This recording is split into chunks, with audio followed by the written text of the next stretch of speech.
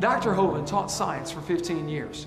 Then he got his PhD in education. He's always had a love for teaching. But one thing that he's discovered is that in many of the science textbooks across America today, there are some fallacies, some false information being presented. Why is this information in the science textbooks? What are they trying to prove?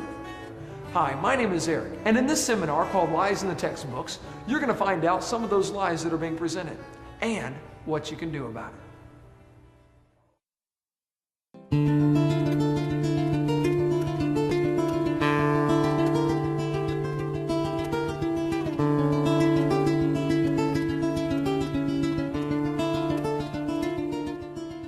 Well, welcome to our seminar on lies in the textbooks. My name is Kent Hovind. I taught high school science for 15 years. And now for, well, since 1989, I've been doing seminars on creation, evolution, and dinosaurs. And our goal is to strengthen your faith in God's Word. Now, this is not my wife. That's just a picture of her. We live in Pensacola, Florida. Been there 16 years. I have 3 children, 1 of each. And I got them all married and the dog died. Praise God, so I'm home free. And as we mentioned earlier, we have 4 grandkids so far, and that's God's reward for not killing your own kids when you thought about it. So we got a whole tribe, and they all live right around me and all work in our ministry. It's a real blessing to all have them right there. God's given us an amazing staff of people at Creation Science Evangelism. Our purpose is to get people saved. Okay? We like science at our place. We have Dinosaur Adventureland. We have a science center, a theme park, and a museum, all kinds of cool science stuff. Some people try to say, well, you Christians are against science. No, no, no, I like science. I'm against evolution because it's not part of science. Evolution's a lie, okay? There's no scientific evidence to back up evolution. We'll get into that in just a minute. The Bible says in the 10 Commandments, thou shalt not bear false witness. Don't lie. Proverbs says, a false witness shall not be unpunished. He that speaketh lies shall not escape. God hates liars. The Bible says they delight in lies. Okay? These 6 things doth the Lord hate. Yea, 7 are an abomination unto him. A lying tongue, then a couple of verses later, a false witness that speaketh lies. Out of the 7 things God hates, 2 of them are liars. He must really hate them. He lists them in there twice, okay? Jesus said, you have your father the devil, and the lusts of your father ye will do. He was a murderer from the beginning, and abode not in the truth, because there is no truth in him. When he speaketh a lie, he speaketh of his own, for he's a liar, and the father of it. Now, I like science, and I collect public school textbooks. I have hundreds of them from many, many countries, from clear back from 1880, I believe, to 2005, textbooks. I'm not against science. We happen to really like the subject. We have all kinds of cool science displays at our museum and our science center, and you can come down and visit Dinosaur Adventureland and see for yourself. I am, however, against lying to kids. Now, in the first 3 videos, we talked about how students are being lied to about the Big Bang. It didn't happen. They're being lied to about the age of the earth. It is not billions of years old. They're being lied to about the cavemen. There's never been a caveman, unless you mean Osama bin Laden. Okay? They're being lied to about the dinosaurs. They did not live millions of years ago. Now, here we're going to cover about 30 more lies in the textbooks. There are hundreds we could go through.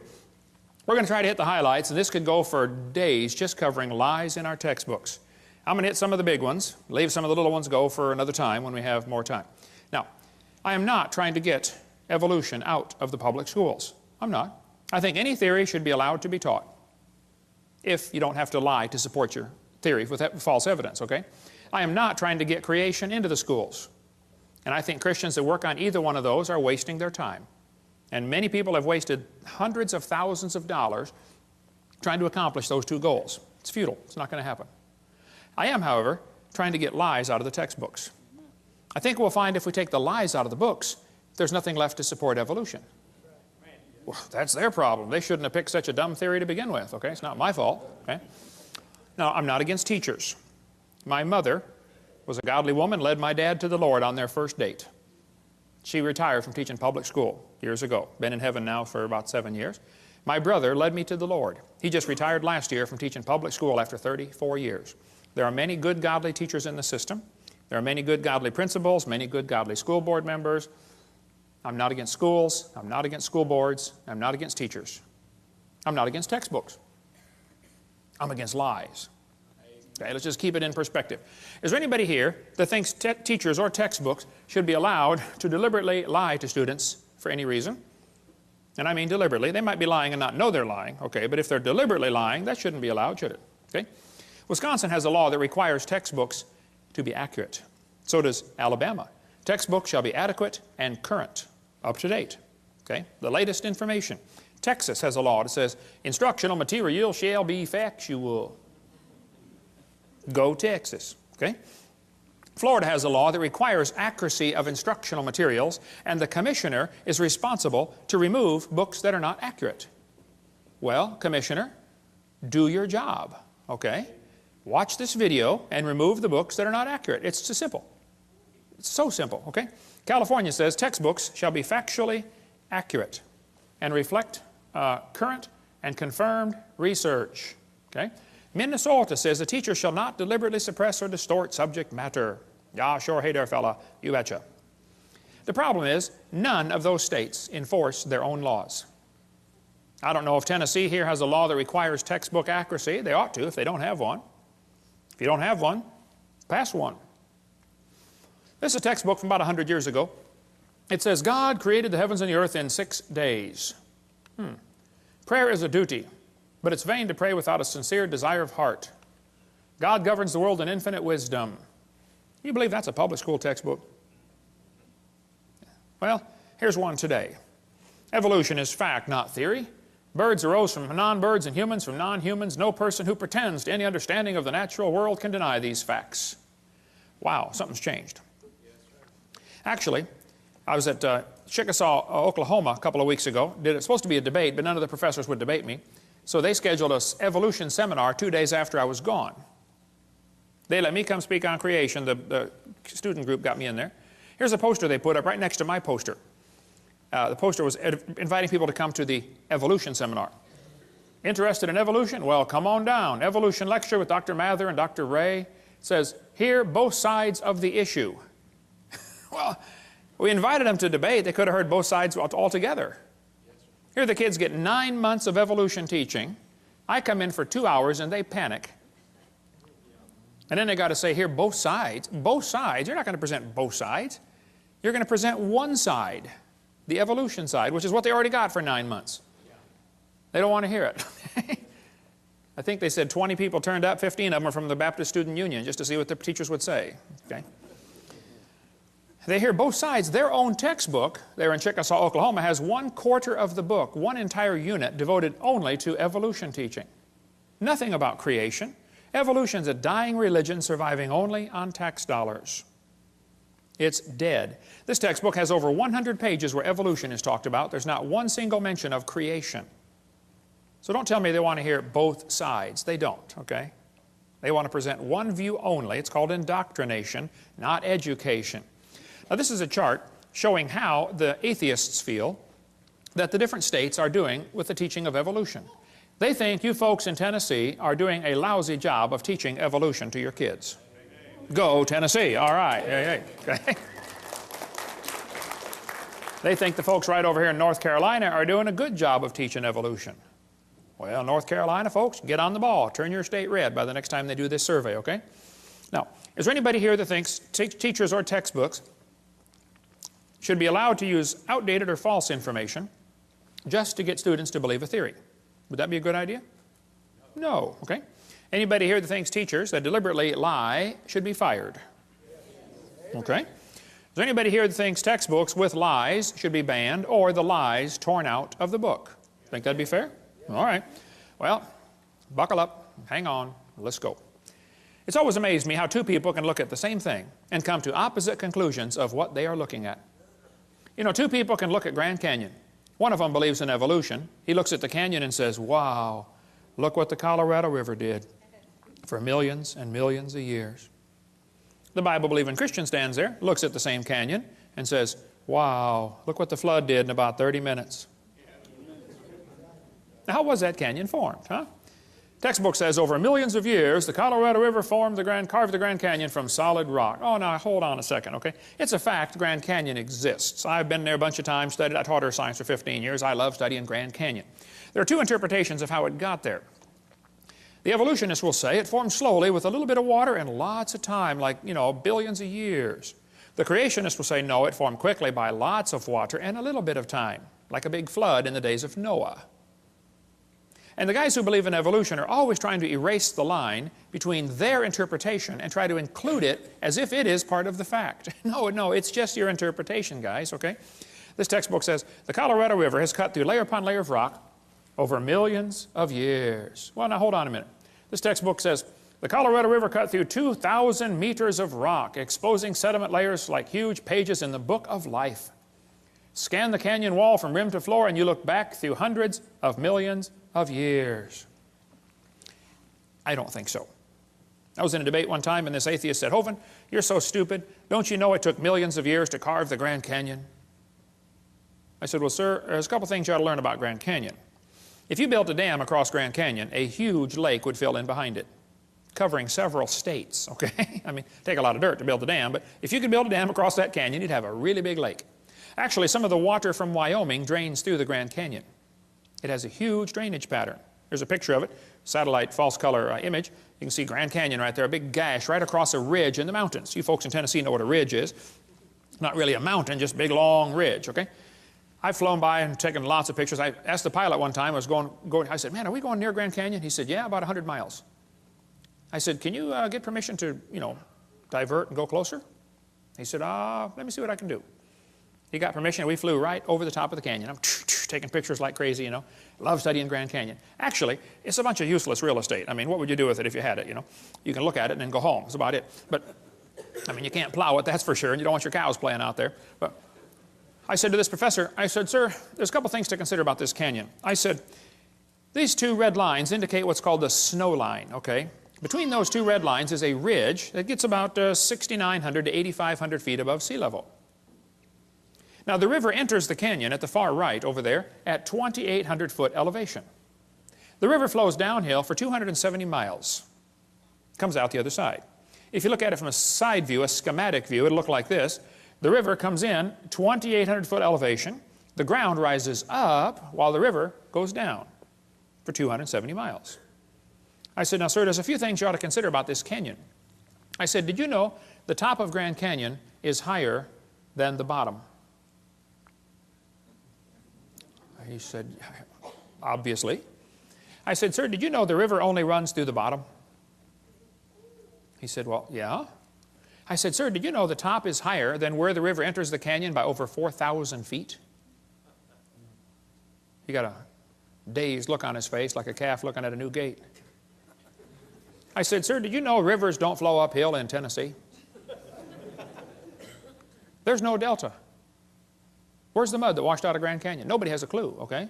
That river did not make that canyon. Grand Canyon's a washed out spillway.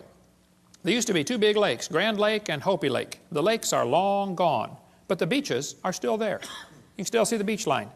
They got too full and went over the top and washed out that canyon in a hurry. Any farmer that's ever built a dam to hold water for his cows will tell you, once the water goes over the top of the dam, it's all over with.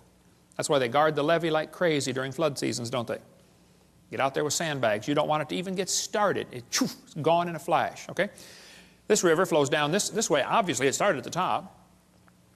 Must have been a big lake backed up there, too. Even El Paso, Texas is called El Paso because it's the pass, okay? I bet there used to be a big lake backed up behind El Paso that dried up and left the white sands of New Mexico behind. That's another long, interesting story. But if you look at Grand Canyon, it's pretty obvious it's a washed-out spillway, okay? Almost all rivers around the world come together at what's called acute angles, less than 90 degrees. I mean, the rivers merge and keep going the same, general direction. If you look at Grand Canyon, the rivers on the lower left are indeed merging at acute angles, less than 90 degrees. But if you look at the upper right, the rivers are flowing backwards. Why would they do that? The rivers run backwards, hit the main channel, turn around, and come back out the other way. It's called a barbed canyon. There aren't many places like this on the planet. Well, this is evidence that a lake is draining, and as the water's running off the spillway backwards into the channel, it turns around, or off the dam. Water runs off the dam into the low place, turns around and comes back out through the crack, through the breach in the dam. Grand Canyon was not made by the Colorado River over millions of years. That is one of the lies you kids are going to face in your textbook. It's just not geophysically possible for that to happen. Now, are there any farmers or vets in the crowd that might know what this machine is? What is that, brother? That's a calf puller. That's a what? A calf puller. Once in a while, a cow has a hard time having that baby calf, and so to get the calf puller out, tie the cable around the calf's legs and jack the calf out of the cow. You get a few tons of pressure on there, calf comes right out, no problem. Well, one day, this farmer was out pulling a calf. It was a breech birth. The back feet are coming out first. That's not good, but you know, it happens once in a while. So the farmer had the calf puller out there, and he's trying to pull the calf out of the cow. And a city fella stopped his car to see what on earth is going on. And the farmer said, "Have you ever seen anything like this before?" The city fella said, "I have never seen nothing like this." The farmer said, "Do you have any questions?" The city fellow said, "Yes, sir. I have one question. It's been bugging me for 10 minutes. The farmer said, "Well, what's your question?" And the city fellow said, "How fast do you figure that calf was going when it ran into that cow?" No, no, no, no, no. We're not separating the wreck here, fellas. You know, it's possible for two people to be looking at the same thing, and one of them is getting the wrong idea of what he's looking at. The Bible warned us that was going to happen. Knowing this first, there shall come in the last days scoffers. Did you know there are people that scoff at the Bible? I deal with them on a regular basis. I attract them like a lightning rod. They scoff, it says, because of their lust. There's no scientific reason for them to reject the Bible. They just don't like that book because it chaps their hide. So they're scoffing because of their lust, not because of their science, okay? Even Huxley admitted, I suppose the reason we leapt at origin of species was that the idea of God interfered with our sexual mores. We don't want God telling us what to do. Okay? Arthur Keith said evolution is unproved and unprovable. We believe it because the only alternative is special creation, and that is unthinkable. The Bible says they did not like to retain God in their knowledge. For this cause, God shall send them strong delusion. Anybody that believes they evolved from a rock 4.6 billion years ago, I would say is strongly deluded. You would have to have help to be that dumb. You could not do it on your own. You'd have to have years of training and conditioning to believe such a silly idea. Hey, is it possible for a person to go insane? I mean, absolutely loony? Oh yeah, it happens, doesn't it? Okay? Is it possible for an entire group of people to go insane? Can you imagine over 900 people drinking poison Kool-Aid and killing themselves? A whole group went insane. Is it possible for an entire nation to go insane? You know, like millions and millions of people go just plain old nuts? Oh, it's happened, folks. Hey, is it possible for the entire world to go insane? Well, the Bible says the great dragon was cast out, that old serpent called the devil and Satan, which deceiveth the whole world. I think we're living in a time when just about the whole world has gone nuts. They believe they come from a rock 4.6 billion years ago. How dumb can you get? 2 Peter goes on to say, where is the promise of his coming? That's what the scoffers are going to say. For since the fathers fell asleep, all things continue as they were from the beginning of the creation. That's an important phrase. The scoffers are going to say, the way things are happening now is the way they've always been happening. Long, slow, gradual processes. The Bible says the scoffers are willingly ignorant. Willingly ignorant. In the Greek, that means dumb on purpose. They're willingly ignorant of how God made the heavens and the earth, and they're ignorant of the flood. The world was overflowed with water and perished. We cover more on that on videotape number 2 of our series. But one of the scoffers in the last days was a guy named James Hutton. Now, James Hutton lived in the late 1700s. James wrote a book and said the earth is millions of years old. You know, you need to understand, in the late 1700s, most people believed the Bible, or at least they were strongly influenced by Christianity, and everybody thought the earth was about 6,000 years old. That was the common teaching of the day, okay? They taught the kids in the public school, you know, God created the world in 6 days, like we saw earlier. But this was also a time of many revolutions. We had the American Revolution, the French Revolution, the Polish, the Spanish, the German. Every country is just about revolting against the idea of a king and establishing a democracy. So they threw off monarchy, and this is known as the age of anti-monarchy. So the Bible says to honor the king, and some people thought the Bible was an obstacle to their political objectives, and they wanted to discredit the Bible. Keep in mind, this all happened in the early 1800s and late 1700s. So back when everybody thought the earth was a few thousand years old, James Hutton came along and said, oh no, it's lots older than that. And it got here by uniformitarianism. Ooh, kids, big word, bold print. That'll be on the test. They always are, okay? Uniformitarianism means the present is the key to the past. No, James, I think the Bible's the only perfect key to the past. But during this time frame, the Christians, instead of fighting against this new teaching of millions of years, they swallowed it. The Christians accepted the idea of a gap theory or day-age theory or progressive creation. They just accepted millions of years right into the Bible when it's obvious to anybody with half a brain and one eye reading the Bible that it does not teach the earth is millions of years old. That's not what it says. So the Christians did not put up an effective defense, an effective resistance to this teaching, and they allowed the church to believe all this. And then when evolution came out, 1859 became popular with Darwin's book, well, the Christians just accepted that too. Boy, what a tragedy.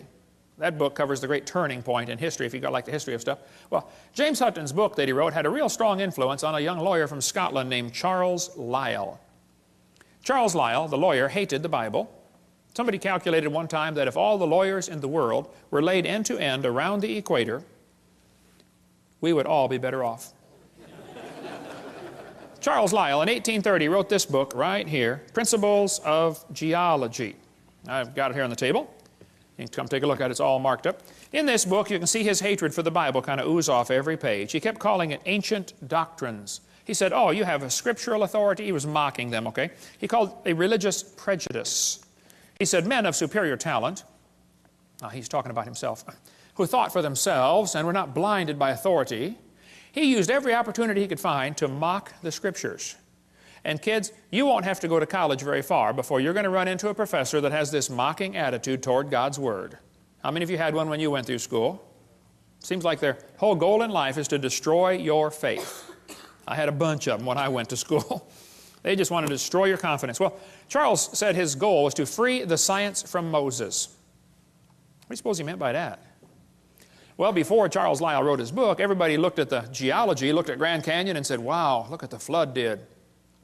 He didn't like people interpreting Earth's history in light of the Bible. He wanted them to interpret Earth's history in terms of millions of years. Lyell is the primary guy responsible for inventing what today is known as the geologic column. How many have ever heard of the geologic column before? They divided the Earth up into layers and gave them names, you know. Cenozoic, Mesozoic, Paleozoic, Archaeozoic, all that kind of stuff. Maybe you saw the movie Jurassic Park, named after the Jurassic layer, okay? Each layer of rock was given a name and an age and an index fossil. Now keep in mind, all this was done in 1830 before there ever was a carbon dating, potassium-argon dating, rubidium-strontium dating, lead-208, lead-206, uranium-235, uranium-238. None of those had even been thought of. So they didn't determine these great ages by any radiometric decay method. They just picked the numbers out of the clear blue sky. It's a fact the Earth has many layers of sedimentary rock. That is just a fact. You can see them all over Tennessee here. How'd they get there? Well, there are two interpretations. One group says the layers formed slowly over millions of years. The other group says, no, these layers are all from the flood in the days of Noah. And again, they're always trying to erase that line between the two and make their interpretation become part of the fact. And it's just not, okay? It's just their interpretation, that's all. The geologic column is actually the Bible for the evolutionist. The only place you'll ever find it is in the textbooks. It doesn't exist. This guy admits it. He said, if there were a column of sediments, unfortunately, no such column exists. Did you know there is no geologic column? If there was, it'd be 100 miles thick. It doesn't exist. It's one of the lies in the textbooks. And actually, all of evolution is based on this lie right here. This is one of the most serious ones, in my opinion. It's true the Earth has layers. That's not the question. Okay? How did they get there, though? I mean, if that layer sat there for 10 million years waiting for the next one, don't you think it's going to rain once in a while in 10 million years? Why are there no erosion marks between the layers? Why are they stacked on top of each other just like a stack of pancakes? And by the way, why are there no soil layers between the rock layers? I mean, soil builds up on top of rock. Don't you think there'd be some soil built up once in a while? Look, if you get a jar of dirt and rocks and gravel and sand and mud and shake it up and set it down, it settles into layers for you in a few minutes. It doesn't take long. How many seen those things you buy at the mall with two pieces of glass and different colored sand in between? You know, you flip it over and it makes all kinds of layers just in a few seconds. It doesn't take long. I was preaching years ago in Union Center, South Dakota. Now, Union Center is right there. It's not even on the map.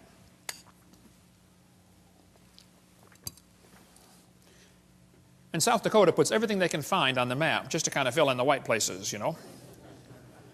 Well, there were 40 people in the whole town. 38 of them came to church. Other two must have been pulling a calf, I reckon. I don't know. But boy, we had a great meeting, and the preacher said, "Hey, Hovind, let's go down to Rapid City. They've got a bunch of dinosaurs in the museum there." I said, "All right, I like dinosaurs. Let's go." So we all drove down to Rapid City. We came to this museum, and a guide met us at the door. He said, "Hey, folks, would you like me to give you a tour?" We said, "That would be great, sir." Well, the first place we stopped on the tour was the geologic time chart. They have it lit up, and it's behind glass, and it's holy and sacred. Don't dare touch that thing, you know. So we're standing over there, and the guide said, "Now, folks, this layer of rock right here is about 70 million years old." And it's so cool because they always get that sanctimonious tone in their voice, you know. 70 million years old. Oh. Well, my daughter was 12 years old at the time. She raised her hand. She said, "Mister, how do you know that layer is 70 million years old?" He said, "Honey, that's a good question. We tell the age of the layers by what types of fossils we find in them. They're called index fossils." And by the way, that's correct. That's what the textbook says. Scientists use index fossils to determine the age of rock layers. She said, "Thank you, sir." We walked around the other side. We're standing over here, and the guide said, "Now, folks, these bones are about 100 million years old." My daughter raised her hand again. She said, "Sir, how do you know those bones are 100 million years old?" He said, "Well, honey, we tell the age of the bones by which layer they came from." She said, "Sir, when we were standing over there, you told me you knew the age of the layers by the bones, and now you're telling me you know the age of the bones by the layers." She said, "Isn't that circular reasoning?" I thought, wow, a chip off the old block. That guide had the strangest look on his face. It was almost as if he were thinking. He looked at my daughter. He looked at me. I wasn't about to help him. I thought, wow, this is going to be good. I have got to hear this. He looked back at my daughter. He said, "Wow, you're right. That is circular reasoning." He said, "I never thought of that before." That fellow drove 50 miles one way that night to come hear me speak in Union Center, South Dakota. The crowd swelled to 39. We set up a chair in the aisle. Afterwards, he talked to me for an hour. He said, "Hovind, is everything I believe about geology wrong? I teach this stuff at the college." I said, "Oh, no, I like geology. I've got a huge fossil collection, rock collection, mineral collection. I teach earth science. I love studying geology." I said, "But as far as the layers being different ages," I said, "Yes, sir, I'm sorry. That is all baloney. It's based on circular reasoning." I'll show you. Here's a textbook that tells the kids to date the rocks by the fossils, and on the very next page it says, "Date the fossils by the rocks." On the next page, and they don't catch it. It's a lie. It's circular reasoning. The intelligent layman has long suspected circular reasoning in the use of rocks to date fossils and fossils to date rocks. The geologist has never bothered to think of a good reply, feeling the explanations are not worth the trouble as long as the work brings results. It cannot be denied from a strictly philosophical standpoint, geologists are arguing in a circle. The relative ages of rocks are determined by the organisms they contain. They date the rocks by the fossils and the fossils by the rocks. Ever since the beginning of the 19th century, fossils have been and still are the best and most accurate method of dating and correlating the rocks in which they occur. Apart from very modern examples, which really are archaeology, I can think of no cases of radioactive decay being used to date fossils. They don't date fossils by potassium-argon dating or carbon dating. That's not how they do it. Radiometric dating would not even be possible if the geologic column had not been erected first. There's no way simply to look at a fossil and say how old it is unless you know the age of the rocks it comes from. This is Niles Eldredge, one of the most famous evolutionists alive today. He said, and this poses something of a problem. Yeah, something poses a big problem, Niles. If we date the rocks by the fossils, how can we then turn around and talk about patterns of evolutionary change through time in the fossil record? Circular reasoning. This guy said the rocks do date the fossils, but the fossils date the rocks more accurately. I think the cheese done fell out of his sandwich. That's what I think. Okay, he's a few fries short of a Happy Meal. It's based on circular reasoning, okay? This guy said the charge of circular reasoning can be handled several ways. It can be ignored as not the proper concern of the public. It can be denied by calling down the law of evolution. It can be admitted as a common practice or avoided by pragmatic reasoning. But it is all based on circular reasoning. Actually, at the Scopes monkey trial, 1925, over here in Dayton, Tennessee. How far is Dayton from here, Steve? About 100 miles, okay. This is what they were going to use as evidence for evolution. The lowest layers are obviously the oldest. Page 275 of the court transcript. No, the oldest layers are not obviously the oldest. Did you know in still water, sediment layers settle out, the bottom one first, and then the second one, and then the third one? That's correct. But in moving water, you can get 5 or 6 or 10 layers to form simultaneously. They form from one end and travel across. So it's possible to have a fossil on the bottom that is younger than a fossil on top, if it's moving water. There's a great video tape called Experiments in Stratification. It covers all that if you want more on that. Or get our video number 6. We'll get more of that later. I like to ask evolutionists, I say, guys, your geologic column contains limestone quite a few places.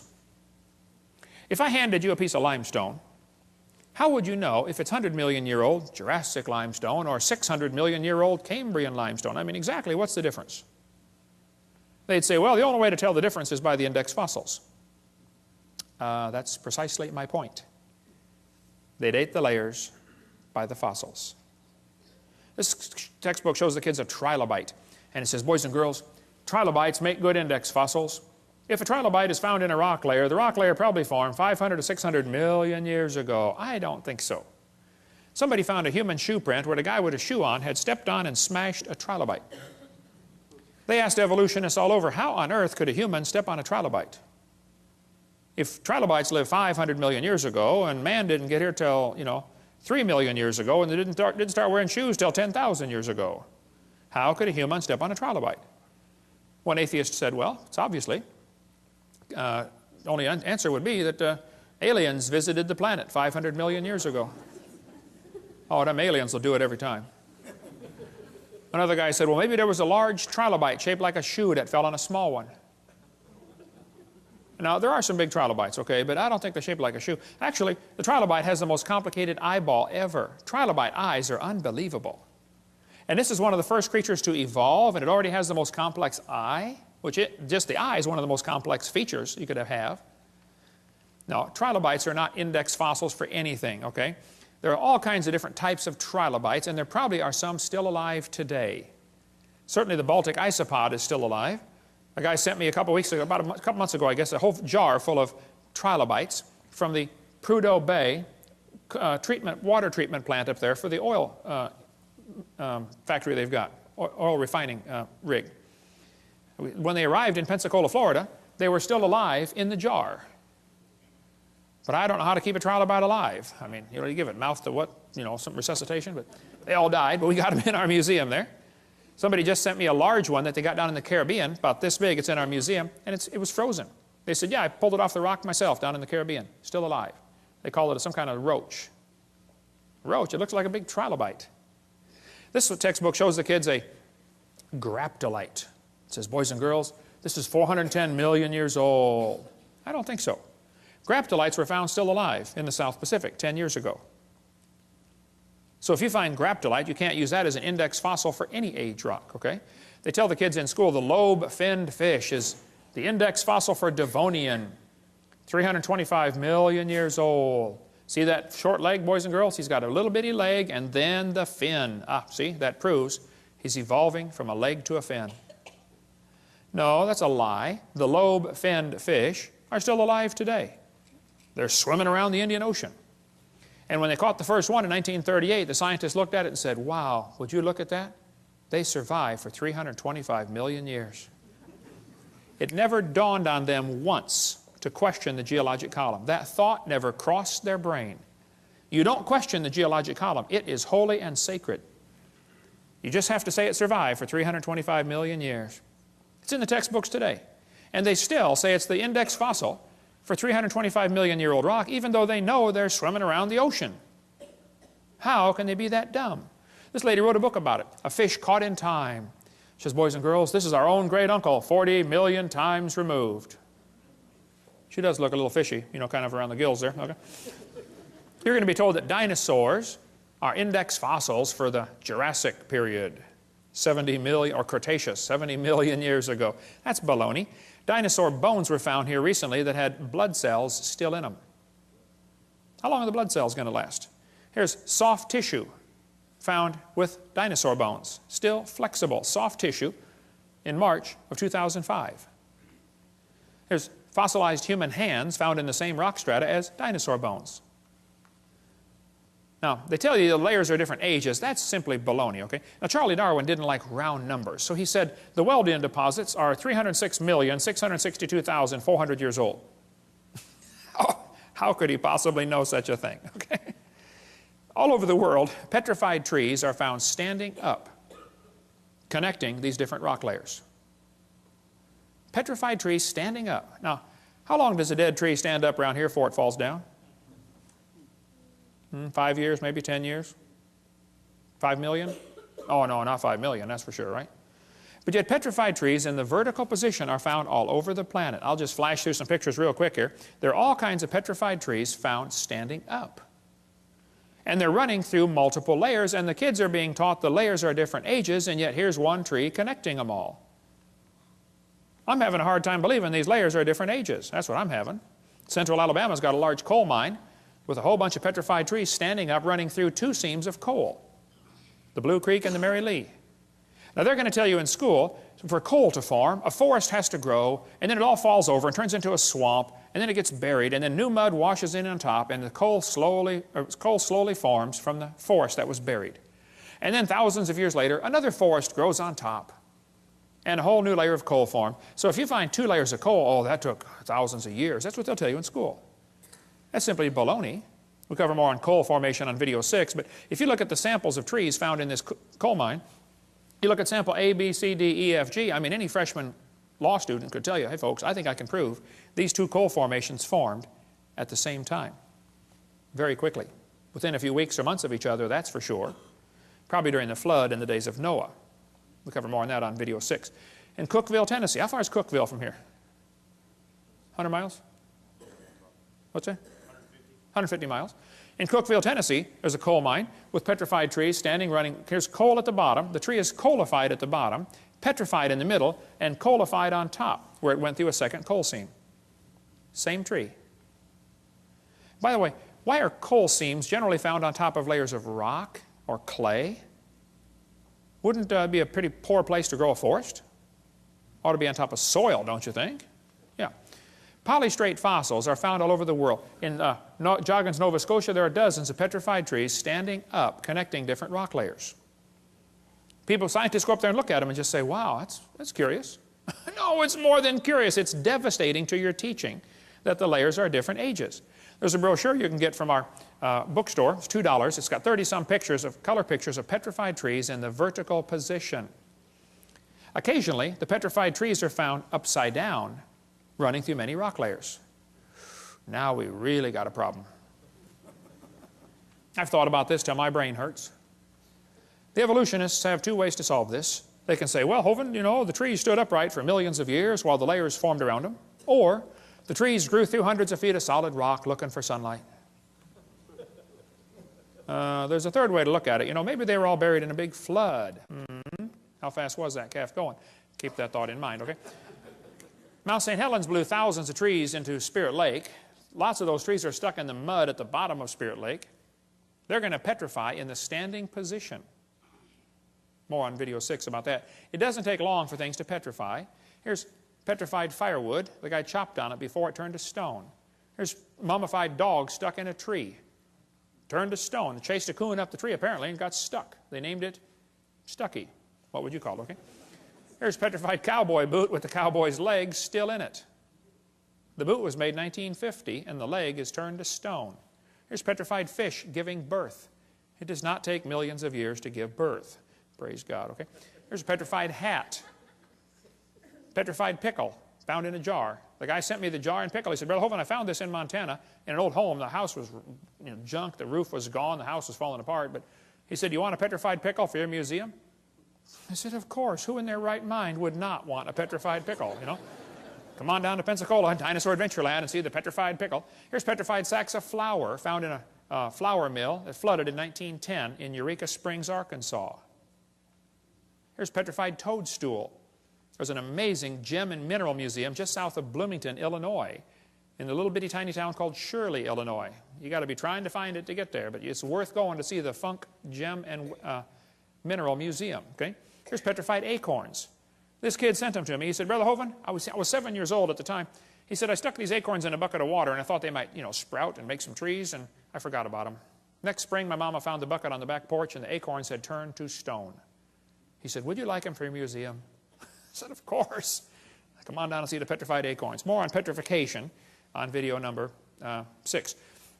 So kids, when they tell you the layers are different ages, you tell them Kent Hovind said they're confused or they're lying. It is not correct. Those layers all formed, nearly all of them, at the time of Noah's flood. 80 to 85% of Earth's surface does not even have 3 geologic periods appearing in correct consecutive order.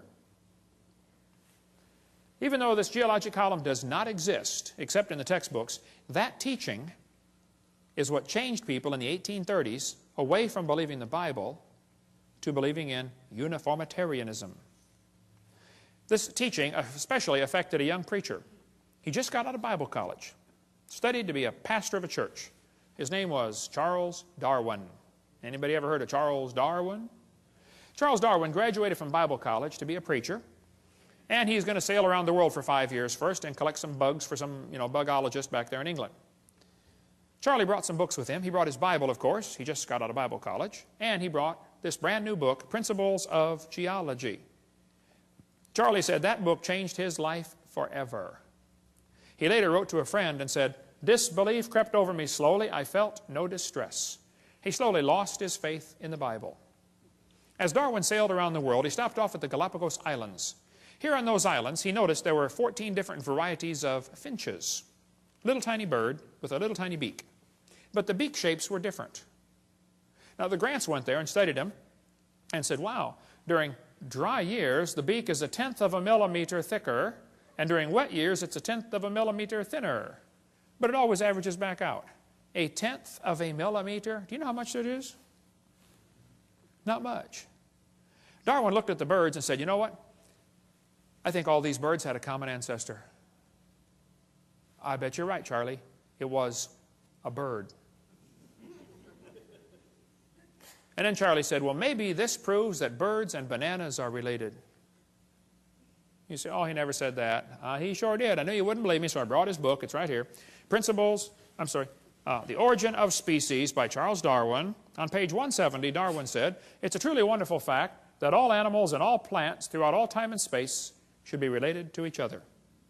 Isn't he saying the birds and bananas are related? He sure is. This is a lie. What Charlie observed is what is sometimes called microevolution.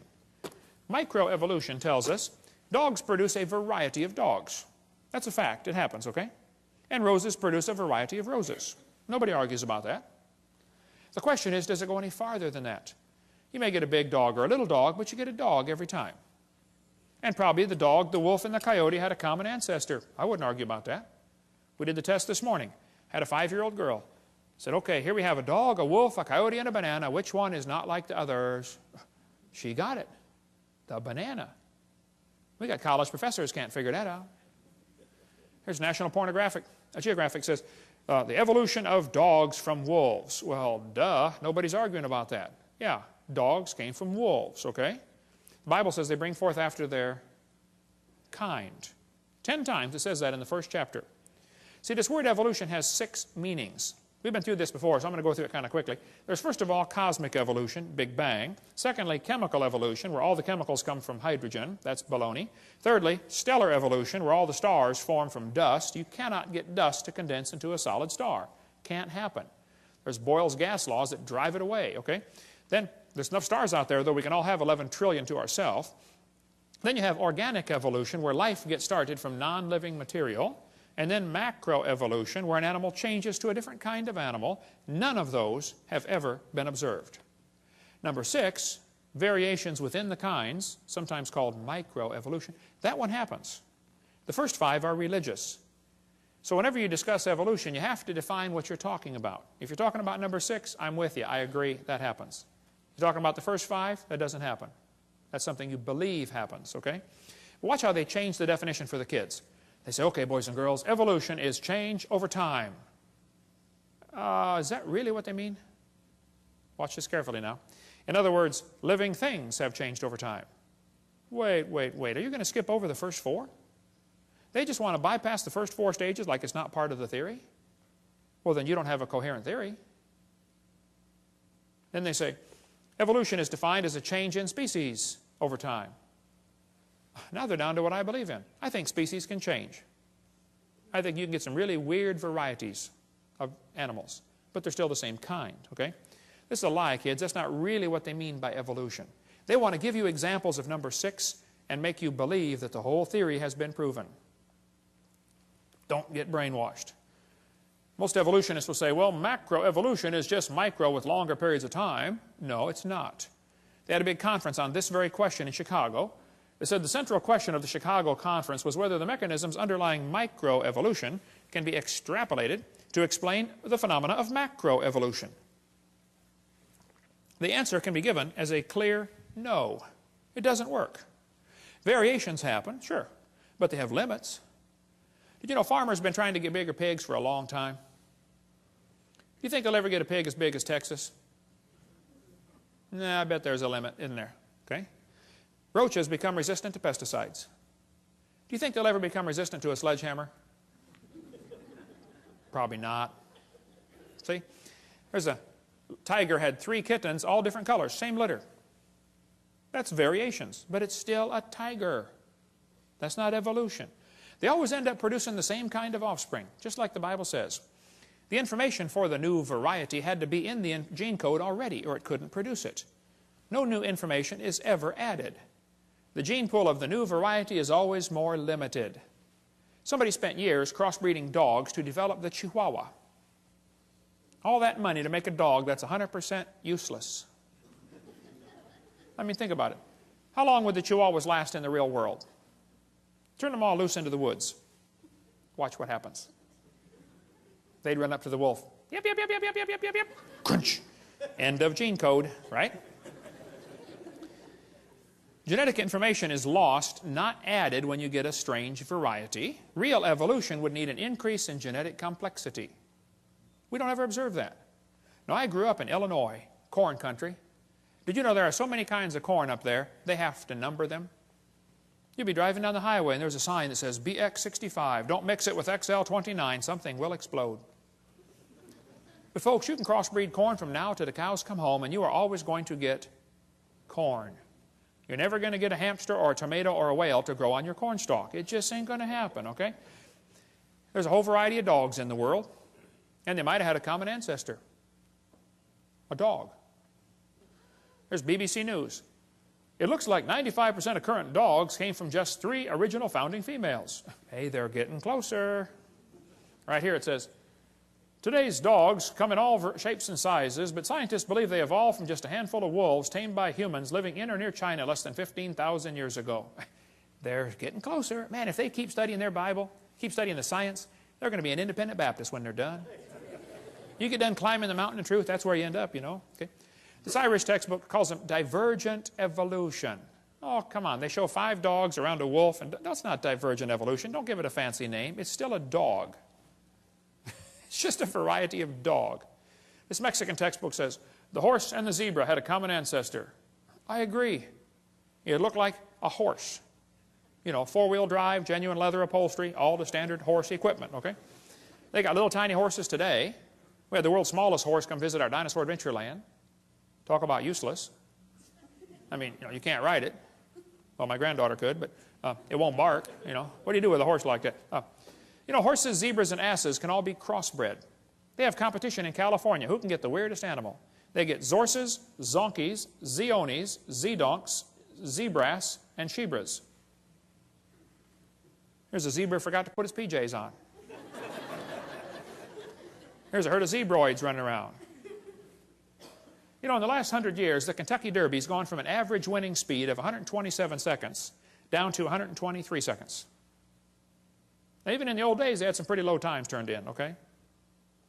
Question. How much money would you guess has been spent on selective breeding trying to get the fastest horse for the Kentucky Derby. Millions and millions of dollars. They do the same thing right around here, don't they? Spend lots of money for a Tennessee Walker. What's the most expensive Tennessee walking horse that you've ever heard of? $1 million for one horse? $3 million for one horse. That's how much per pound?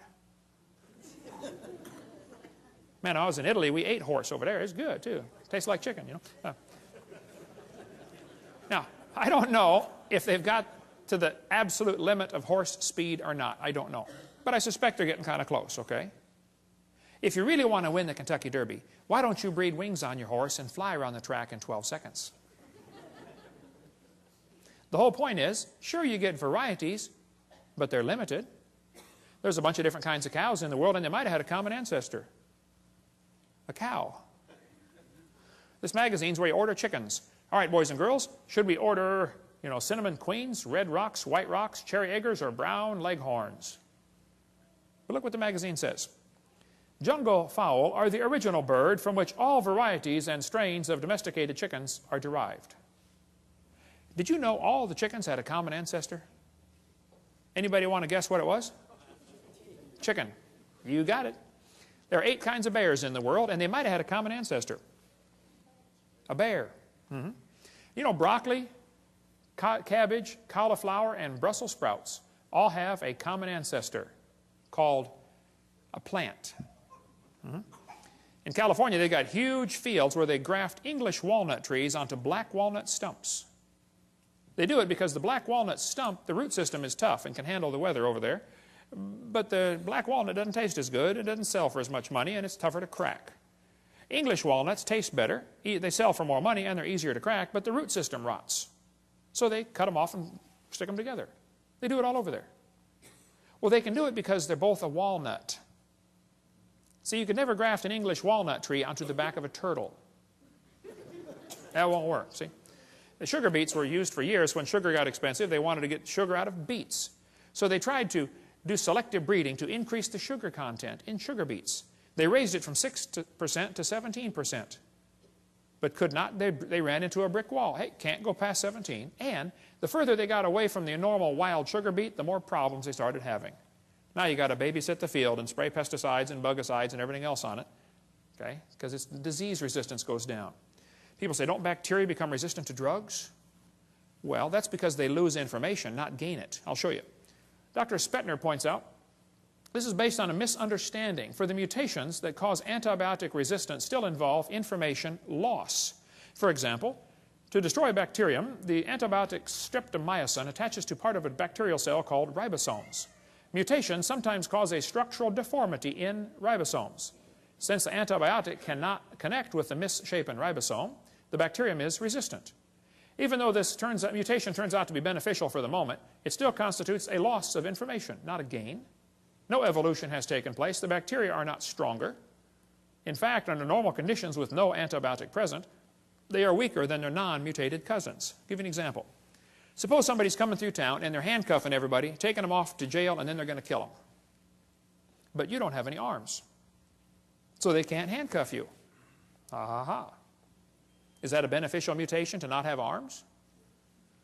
Well, yeah, for the moment, okay. But in long term, it's not beneficial, okay? And so all the examples they ever point to are bacteria becoming resistant to drugs. That's a loss of information, not a gain. The Bible is correct. They bring forth after their kind. James Hutton wrote a book in 1795, and people began to doubt the earth was 6,000 years old. Charlie Lyell wrote a book in 1830, and people began to doubt the flood, and Charlie Darwin's book made people doubt the Creator. And by the mid-1800s, people were wondering, wow, if God didn't do it, how did we get here? Who's in charge of the world? That led directly to the rise of communism, Marxism, socialism, Nazism. We'll cover that on Seminar Part 5. Politically incorrect, the dangers of this evolution theory. Now, Darwin didn't originate the evolution theory. It was around before him. He just simply made it popular, okay? But Timothy was warned by Paul here in 1 Timothy 6. You be careful about avoiding profane and vain babblings and oppositions of science falsely so called. Evolution is not science. Evolution's a religion in every sense of the word. Hitler said, let me control the textbooks, I'll control the state. Professor Wilson at Harvard University said, as were many persons from Alabama, I was a born-again Christian. When I was 15, I entered the Southern Baptist Church with great fervor and interest in the fundamentalist religion. I left at 17 when I got to the University of Alabama and heard about evolution theory. He lost his faith, first year of college. That's what happened to Philip Wentworth. Studied for the ministry at Harvard, lost his faith, gave up on the ministry. That's what happened to Scott. He almost lost his faith until somebody showed him one of my videotapes. And he said, oh, man, you saved my faith, Brother Hovind. Marty wrote me and said, I want to let you know your ministry has been a blessing to me. I'm one of the high school students in the anthropology class that is a victim of the dangers of evolution teaching. I was very discouraged and questioned the existence of God. I listened to your seminars and that completely encouraged me, and it was a blessing to me. Yay, rescued one.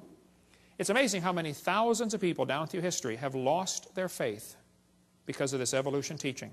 Karl Marx said he wanted to serve God with his life. Went off to college, became an evolutionist. Comrade Stalin. There was a special this afternoon on TV. How many saw that about Comrade Stalin on the History Channel? He went to a Christian school, read Darwin's book, became an atheist. Killed between 60 and 100 million of his own people. Andrew Carnegie became an evolutionist reading Darwin's book. He said it freed him from the shackles of religion. Light came in as a flood and all was clear. Not only had it got rid of theology and the supernatural, but I found the truth of evolution. Carnegie left behind millions of dollars to make sure evolution is taught in our schools instead of creation. He funded the National Center for Science Education. The list is really long. We'll have to quit now. But 75% of kids from Christian homes that go to public schools lose their faith after 1 year of college. What's in these textbooks anyway? What are they teaching our kids that's making them lose their faith? Well, we're going to cover some of the lies in the textbooks, some more lies in the textbooks in the next session. There is no known evidence to support the evolution theory except things that have been proven wrong a long time ago. If real evidence exists for this evolution theory, I would like to see it. We've been offering $250,000 for real scientific evidence for evolution. We've had that offer for over 10 years. There isn't any. Okay? I'll give you an example. Suppose I had a theory that the moon is made of green cheese. Now that's a dumb theory, I know. But hey, it's okay to have a dumb theory. There are no laws against dumb theories. But then suppose I started teaching my students, hey kids, did you know NASA proved my theory in 1973 when they went there on a secret mission and drilled a hole and found the moon is made of green cheese? Oh no, hold on a minute. It's okay to have a dumb theory. It's not okay to lie about my evidence for my theory, okay? It is worse for me to get paid by tax dollars while I lie about my theory. So I don't mind if they want to have a theory that we came from a rock. That doesn't bother me. It does bother me that they want to lie to the students about their evidence, and it really bothers me that I have to pay their salary while they lie to spread their theory. So here's some of the evidence they use for evolution theory. They say, we have evidence from fossils. I say, guys, you've got to be kidding. No fossil counts as evidence for evolution. None. If you find bones in the dirt, all you know is it died. You don't know it had any kids. No fossil could count as evidence for evolution. None. They say we have evidence from structure, from molecular biology, from development. Well, let's talk about a few of these. Evolution is dead. The theory is defunct. There is no evidence to support it. But some of the followers are pretty dedicated, and they're having a hard time letting it go. They'll even lie to you to make you think everything's fine. They say, wow, look at that evolution theory. It's perfectly fine. There's no challenge to evolution. Look, he never looked better. Pulse and heart rate look good. No, I'm sorry. He's a goner, okay? Don't be the last one off the boat. It is sinking. Evolution is based on two faulty assumptions. Number one, they say mutations make something new. That's never been observed. Number two, natural selection makes it survive and take over the population. Evolution is actually a religion of death. In order for evolution to work, one animal evolves a little better than the rest. What must happen to the rest of them to make this thing work? They got to die. Or else the new improved gene is swamped back into the gene code. The question is so simple and profound. Did man bring death into the world like the Bible says? Or did death bring man into the world like evolution says? Somebody is wrong. Textbook says there are mutations, and they are the original source of variation in populations. I agree, mutations happen, no question. But mutations do not produce any evolution. Mutations are scrambling up existing genetic code. They're not making anything new. Here's a 5-legged bull. That's a mutant. There's no new information added. He already had the information on how to make a leg. It just made one in the wrong place, that's all. It's not new information, it is scrambled information. Here's a short-legged sheep. Again, no new information. And by the way, that's not beneficial. He's the first one the wolf is going to catch. Right? Go, boys, go. Here comes the wolf. Brrr. Oh, Herman didn't make it. There's a two-headed lamb. That's a mutant. It's not beneficial. Two-headed turtle. That's a mutant. Not ninja, but it's mutant. Okay. Now, he's going to freeze first winter because nobody makes a double-neck turtleneck sweater. He's just not going to make it. Now, scrambling up the letters of the word Christmas will get you all sorts of different words. But it will never get you Xerox, zebra, or queen. The letters aren't available. This textbook shows the kids a four-wing fly, which, by the way, cannot fly. And it says, boys and girls, normal fruit flies have 2 wings. This mutant has 4. This rare mutation, like most mutations, is harmful. Then it says, beneficial mutations are the raw material for natural selection. Now, hold on a minute. Why don't they show us an example of a beneficial mutation? Why did they tell us about the good ones and not show us a picture of a good one? You know why they didn't show a picture of a good mutation? Because nobody's ever seen one. There's never been one beneficial mutation. I said that in a debate one time, and this atheist said, Hovind, you're lying. He said, I can name a beneficial mutation right now. He said, people in Africa that get sickle cell anemia are less likely to get malaria. I said, that's brilliant, sir. That's like saying if you cut off your legs, you can't get athlete's foot. They're both negative, okay? Then they say evolution and natural selection go together. This one says natural selection causes evolution. That's a lie. Natural selection selects. It doesn't create anything. Natural selection is not a creative force, okay? Natural selection may be a stabilizing force, but it is not a creative force. Anybody with half a brain can figure that out. Natural selection cannot create any properties. It can only select.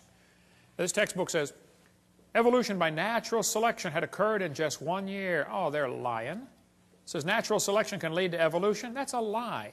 Natural selection selects. It doesn't create a thing. If you worked in a factory that made cars, how far is the Saturn plant from here? Pretty close, isn't it? How many of you work? Anybody here work in the Saturn plant? Okay. Suppose you worked in quality control. Your job was to check the car when they got done building it, you know, kick the tires, slam the doors, and drive it around. See if it runs. If you caught every single mistake, they don't, by the way, but if you did, okay, how long would it take that quality control process to change the car to an airplane? You say, Hovind, quality control can't change it to something else. Oh, I know. Only design engineers can change it. And God's natural selection is a quality control that will never change it to a different animal. It'll just make sure you get a good animal, that's all. They keep talking about survival of the fittest. Well, I agree, but that doesn't explain arrival of the fittest. And even survival of the fittest is pretty shaky. It's what's called a tautology, a sentence that means nothing. I'll show you. If you say, Professor, why did it survive? He'll say, oh, because it's the fittest. You know, survival of the fittest. How do you know it's the fittest? Because it survived. How else can you tell? Oh, I see. Look, if a whale goes through a school of fish and eats 80% of them, it's not survival of the fittest. It's actually survival of the luckiest. That's what's really going on out there. But some of these scientists have the ability to make amazing observations and still come to the wrong conclusion. One day a bunch of scientists were going to see how far a frog could jump. They put their big old frog down there and said, jump, frog, jump. That frog jumped 80 inches. They brought the frog back, cut off one leg. Said, jump, frog, jump. He only jumped 70. They brought him back, cut off another leg. Said, jump, frog, jump. He went 60. They brought him back, cut off another leg. Said, jump, frog, jump. He jumped 50 inches. They brought the frog back, cut off his last leg, and said, jump, frog, jump. You know, they expected he might go maybe, 40 based on the data. Actual jump was 0. The frog didn't move. They yelled louder, jump, frog. The frog never moved. The scientists were baffled. They tried the experiment again. New frog. Got the same results every time. So the brilliant scientists put their data together and said, you know what, folks, the frog jumped less as the legs were removed. Hey, that's a good observation. They got it right on the head. And they said, so we must conclude that a frog with no legs goes deaf. Bad conclusion. It's possible to have a good observation and still come to the wrong conclusion, you know. That's what they did with the fruit flies. They put them flies in the laboratory. They nuked them, microwaved them, x-rayed them. They did all kinds of mean things to those flies, and they got some weird-looking baby flies. They got flies with curled wings. They fly around, bzz, bzz, bzz, bzz, couldn't go anywhere. They got flies with no wings at all. What do you call that? A crawl or a walk? Can't fly. They raised all these mutated flies in the laboratory and said, you know what, folks, fruit flies refuse to become anything but fruit flies. Well, duh. So they said all mutations produce flies that were inferior to the original fly. Good observation. They said, so we must conclude that flies have evolved as far as they can go. Oh, bad conclusion. You know, maybe you could conclude that God made them right to begin with, and all you're doing is messing them up in your laboratory. They were doing fine till you guys got a hold of them. Yeah. And they say evolution's as fit as ever. Yep, fruit flies in the north have wings 4% larger than flies in the south. Well, that proves something to somebody somewhere, I'm sure. But it's still a fly, okay? Then they tell the kids, the peppered moth is proof for evolution. They counted the moths on the trees and found it was 95% light-colored and 5% black. Then they burned coal in the factories and the trees turned black. And they counted the moths again. It was only 5% light and 95% black. The problem is the entire story is a lie. They glued dead moths to the tree to take that picture for your kid's textbook. It's right here. Where's this book used at, brother? It's not used anymore. Peppered moth. It's still in the new books, though. Evidence for evolution. Those are dead moths glued on a tree because after 40 years of watching, they found a grand total of 2 moths on the trees. 2 out of, let's see, what's 95% of 2? Wow. I have to do some figuring on that one. They still keep it in the textbooks, though, as evidence for evolution. What's the Tulsa Zoo doing having a peppered moth display? I mean, this is a zoo, for heaven's sake. Why do they push evolution in a zoo? Get the book Icons of Evolution if you want a whole lot more on the history of this peppered moth idea. But they tell the kids, we're going to learn to think critically. Boys and girls, do you think humans are still evolving? What kind of question is that? That's one of those questions like, have you stopped beating your wife yet? Wow, let me think. If I say yes, I'm admitting I did. If I say no, I'm still doing it. Did you know it's possible for the question to already have a built-in assumption? Look at that question. Do you think humans are still evolving? What's the built-in assumption? That humans evolved. Now, how's a Christian kid supposed to answer that for homework for Monday? I would say, teacher, this question is poorly written. It assumes evolution has happened when it has not. It's like asking the question, you know, why are elephants orange? Boy, no, there's a tough one. Why are they orange anyway? They're not orange? This is not learning to think critically. This is a Soviet-style indoctrination-type brainwashing question. And when the kid gets done taking this class, he's going to think he knows how to think. But he doesn't. He knows how to be told what to believe, and he never understands how it happened to him. That's not thinking critically. Then they tell the kids, we've got evidence for evolution from homologous structures. Wow, what's that mean? Yes, boys and girls. Did you know you have 2 bones in your wrist, and they're called the radius and the ulna? Pretty cool. And did you know the alligator has 2 bones in his forelimb? And look at this. They're called radius and ulna. See that? That proves we are related. That's what they're going to tell them. Homologous structures provide evidence that these animals evolved from a common ancestor. It's found in just about every textbook. You got it in these other ones up here, I'm sure, don't you, Steve? Homologous structures as evidence for evolution. They descended from a common ancestor, textbook says. Think critically. The bones are the same, boys and girls. See, that proves we're related. Evolved from a forelimb of a common ancestor. This textbook says, comparative anatomy provides further evidence of evolution. The commonalities suggest that these and other vertebrate animals are all related. They probably evolved from a common ancestor. This is a lie. They probably have a common designer. You know, the different bones in different animals come from different genes on the chromosomes. They're not homologous to begin with, okay? And even if they were, that still wouldn't prove common ancestor. Proves a common designer.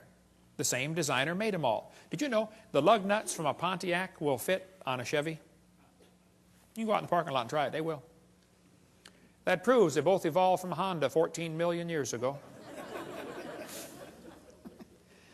No. It's true many animals have a similar four-limb structure. That's a good observation. I agree. They say they must have had a common ancestor. Oh, bad conclusion.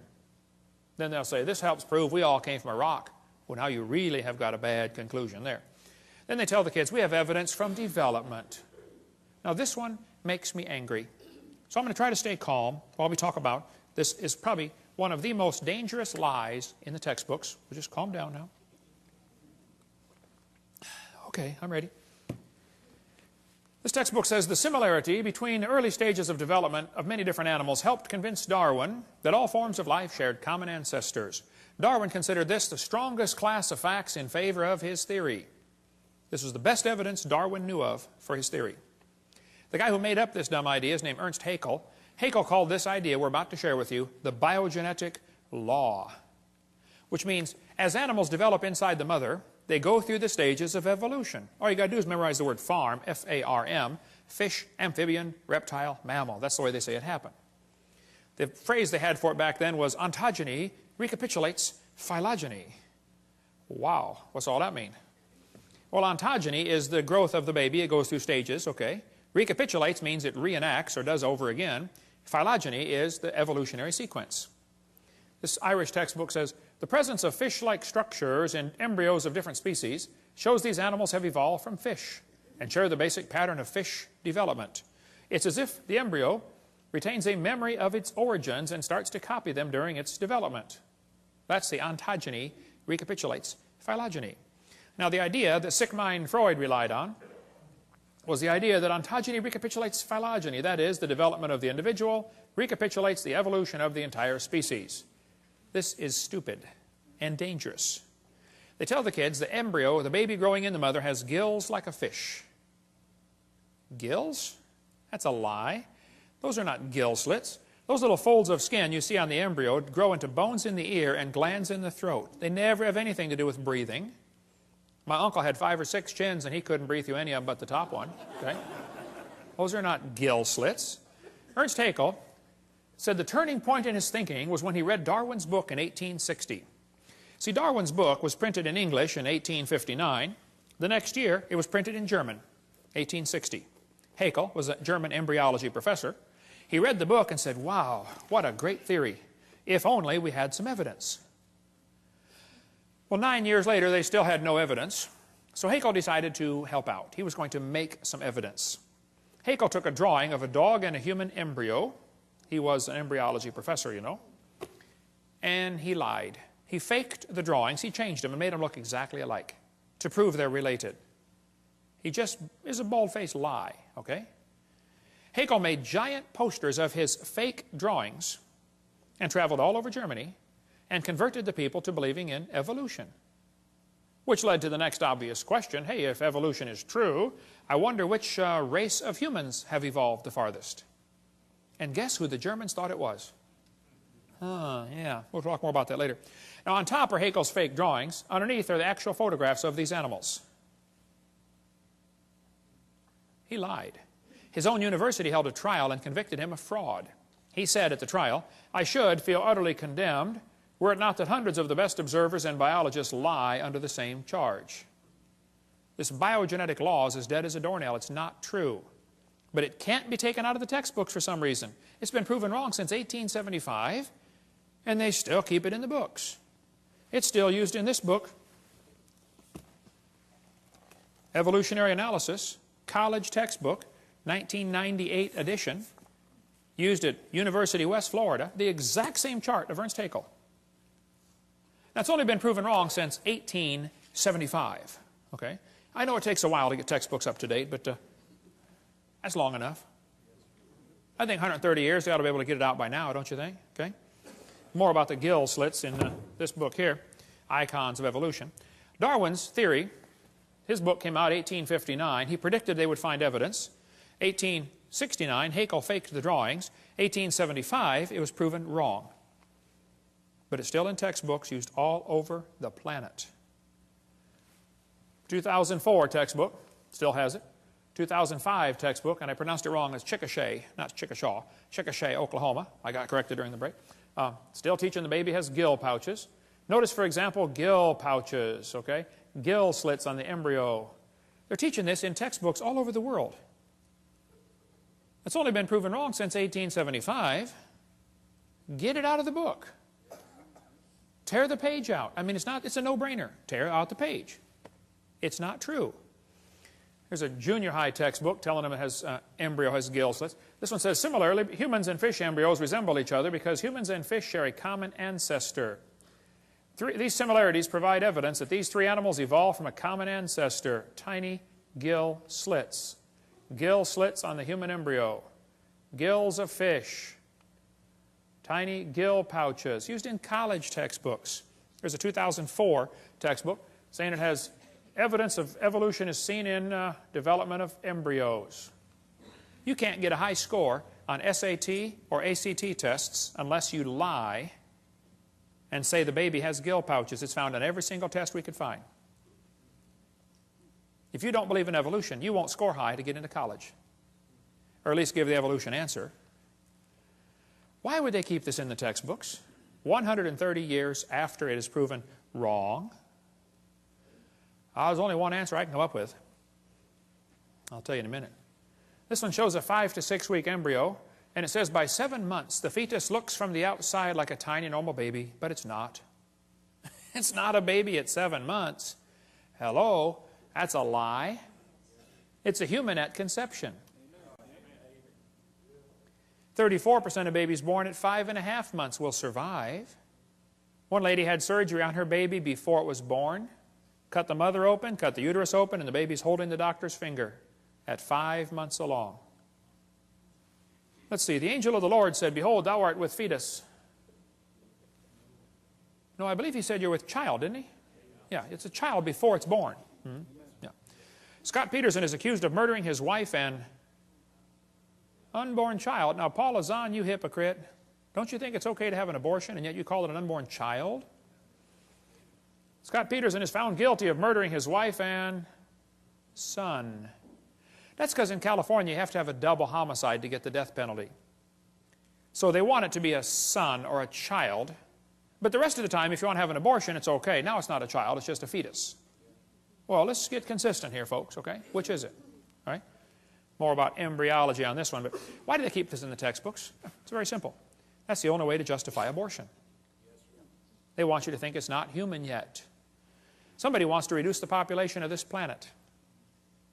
And abortion has already done 20% of the entire world's population has been killed by abortion. 1 billion people.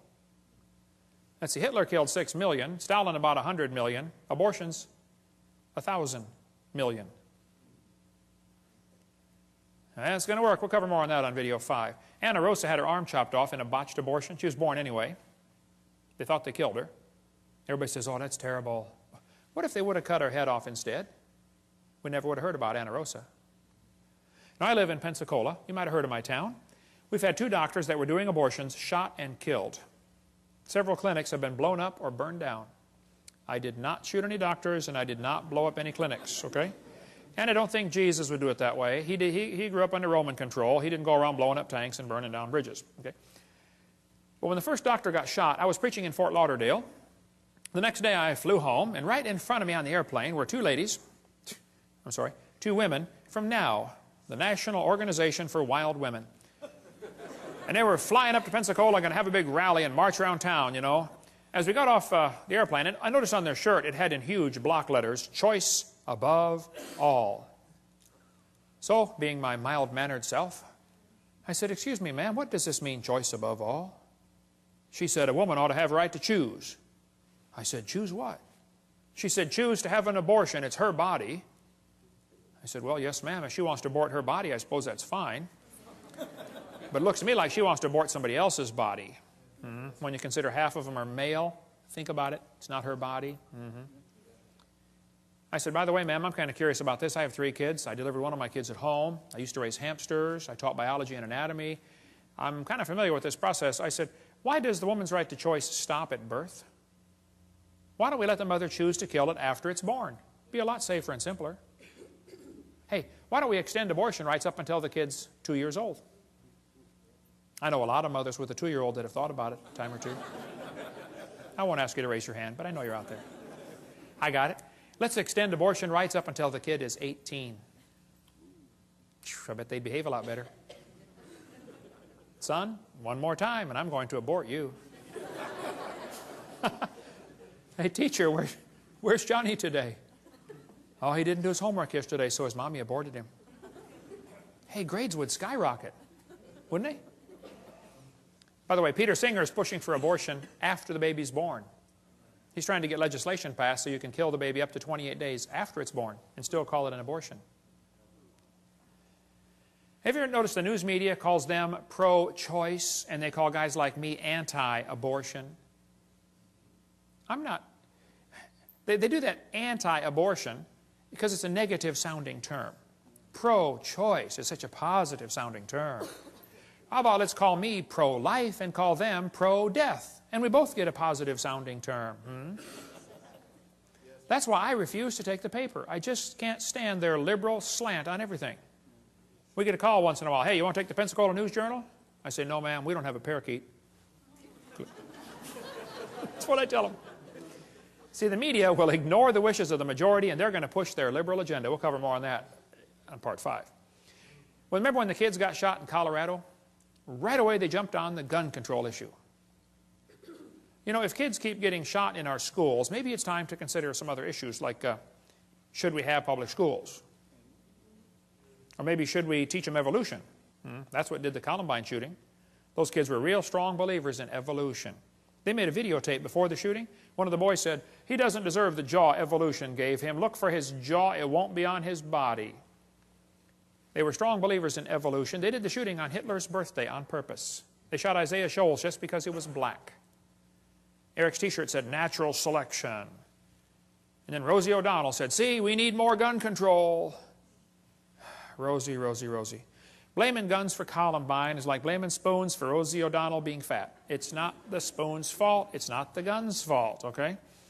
Maybe certain criminals ought to be publicly executed. Maybe that's time to think that one through one more time. Maybe all law-abiding citizens should be required to carry guns to protect themselves. Suppose every teacher in the public school was required to be armed. Just suppose. How far down the hallway would those kids have gotten? Somebody sent me this button, proudly unarmed. Would you wear this? What does this say to a criminal? Rob me. Isn't that exactly what it says? Of course. The Founding Fathers gave us the Second Amendment so we could keep and bear arms, and it wasn't so we could go duck hunting. The purpose of the Second Amendment was so we could defend ourselves if the government goes bad. Last-ditch defense against an evil government is an armed citizenry. You ever notice a lot of animals that eat grass have horns? Did you know you don't need horns to eat grass? The purpose of the horns is to explain to the lion, stay off my back. I just want to eat the grass, leave me alone. And I think everybody ought to be armed, not so we can hurt anybody, but just so we can explain to people, leave me alone. Don't take my stuff. Don't break into my house. Don't steal my car. Don't come hurt my family. Okay? Thank you. I probably waited too long. I didn't start my kids shooting until they were about 3. I probably should have started about 2, you know. Here's the logic they use to justify abortion. They're going to say, well, it's not human. Oh, brother. You're either dumb or you're lying. It's human at conception, okay? They're going to say, well, it's not viable. It can't live on its own. You're not viable yourself stark naked on the North Pole, you know. Can't live on its own. I know kids that are 25 that still come borrow money from Dad. Hey, Dad, can I borrow some money? You ought to be able to live on your own by now, son. They're going to say the child may be unwanted. There's kids that are already born that are unwanted. My parents moved 4 times when I was growing up, but I found them every time. By the way, there's probably 5 people in this room that have had an abortion. Now you listen carefully. God loves you. He can forgive you. It's not the unpardonable sin. God can use you in a powerful way. But don't you go through life justifying it. Don't say it was okay. No, it wasn't okay. It was murder. So confess it, forsake it, get right with God, and go serve God with your life, okay? Amen. Half the Bible is written by murderers, okay? You're in good company. They're going to say, well, the child may be unwanted. Well, a lot of people are unwanted. Year after year, the number of people waiting to adopt is about equal to the number of abortions. The babies are not unwanted, okay? They're going to say, well, the child may be a financial burden. Show me a kid that's not. Anybody got a kid that's not a financial burden? They're going to say it may be from rape or incest. Well, then you kill the rapist, not the baby. Execute the rapist and adopt out the baby. It's not that complicated. Hey, did you know it's illegal to shoot deer at night with spotlights in just about every state? Is it illegal in Tennessee to shoot deer at night with spotlights? You got to give them a sporting chance, right? Let's give the baby a sporting chance. Pass a law in Tennessee that says if a lady goes to have an abortion, the nurse will have a jar of marbles, and we're going to have a lottery, okay? 1 marble for baby, 1 for mother, and 1 for father. And 1 for doctor. And 1 for governor. Yeah, let's put several in there for the past president. And let's really have a choice. Now, if he's not alive, why is he growing? If he's not a human being, what kind of being is he anyway, huh? She says, honk if you're pro-choice. It's easy for her to be pro-choice. She's already been born.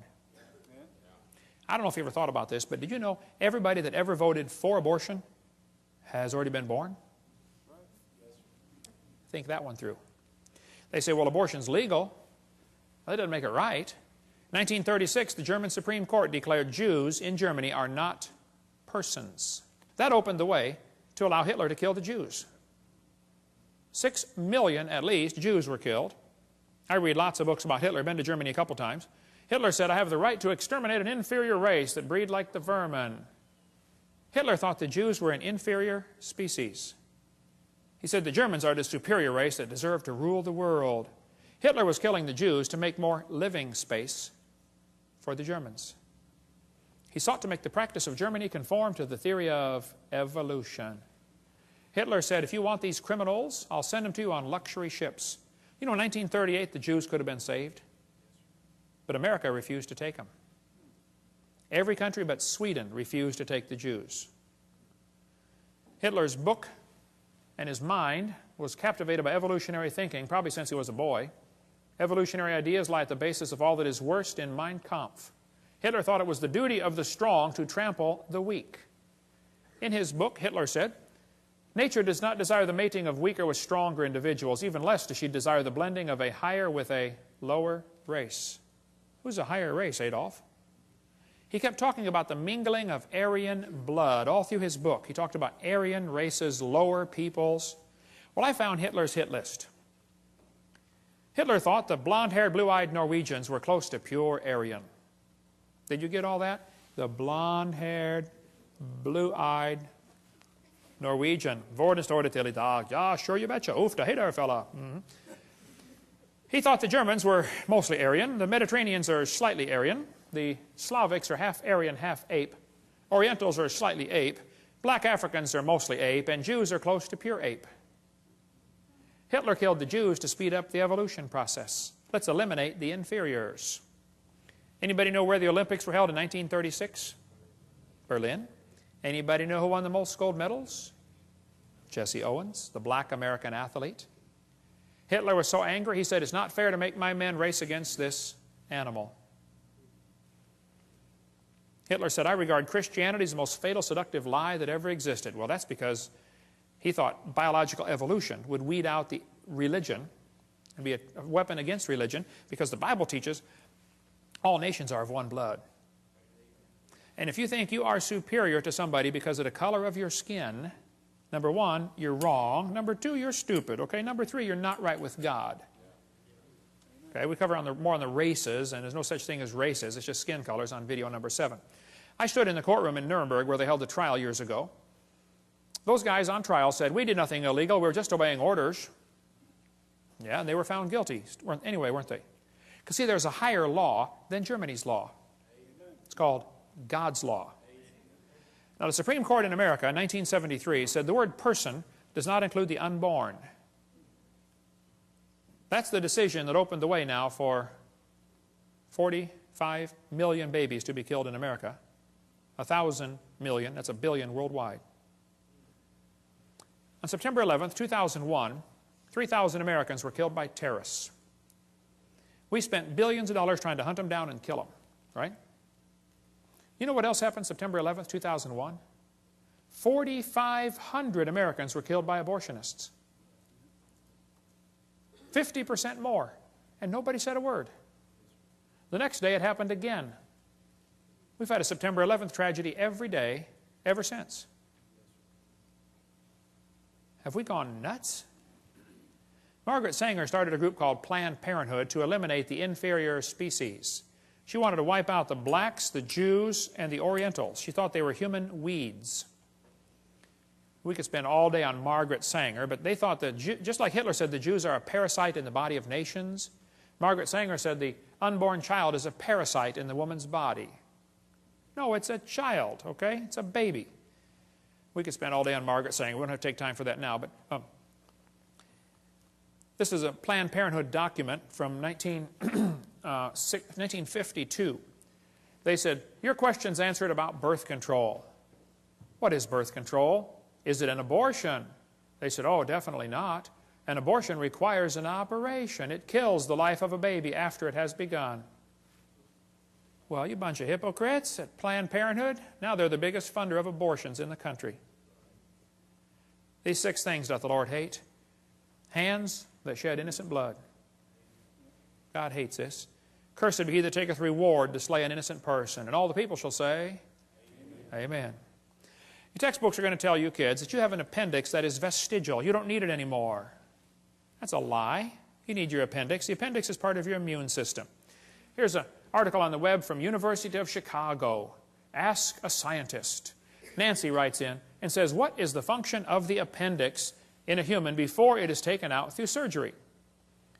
This lady writes back and says, the appendix has no known function. She's way behind the times on that one. She goes on to say, it is believed that the appendix will gradually disappear in human beings as our diet do not includes cellulose no more.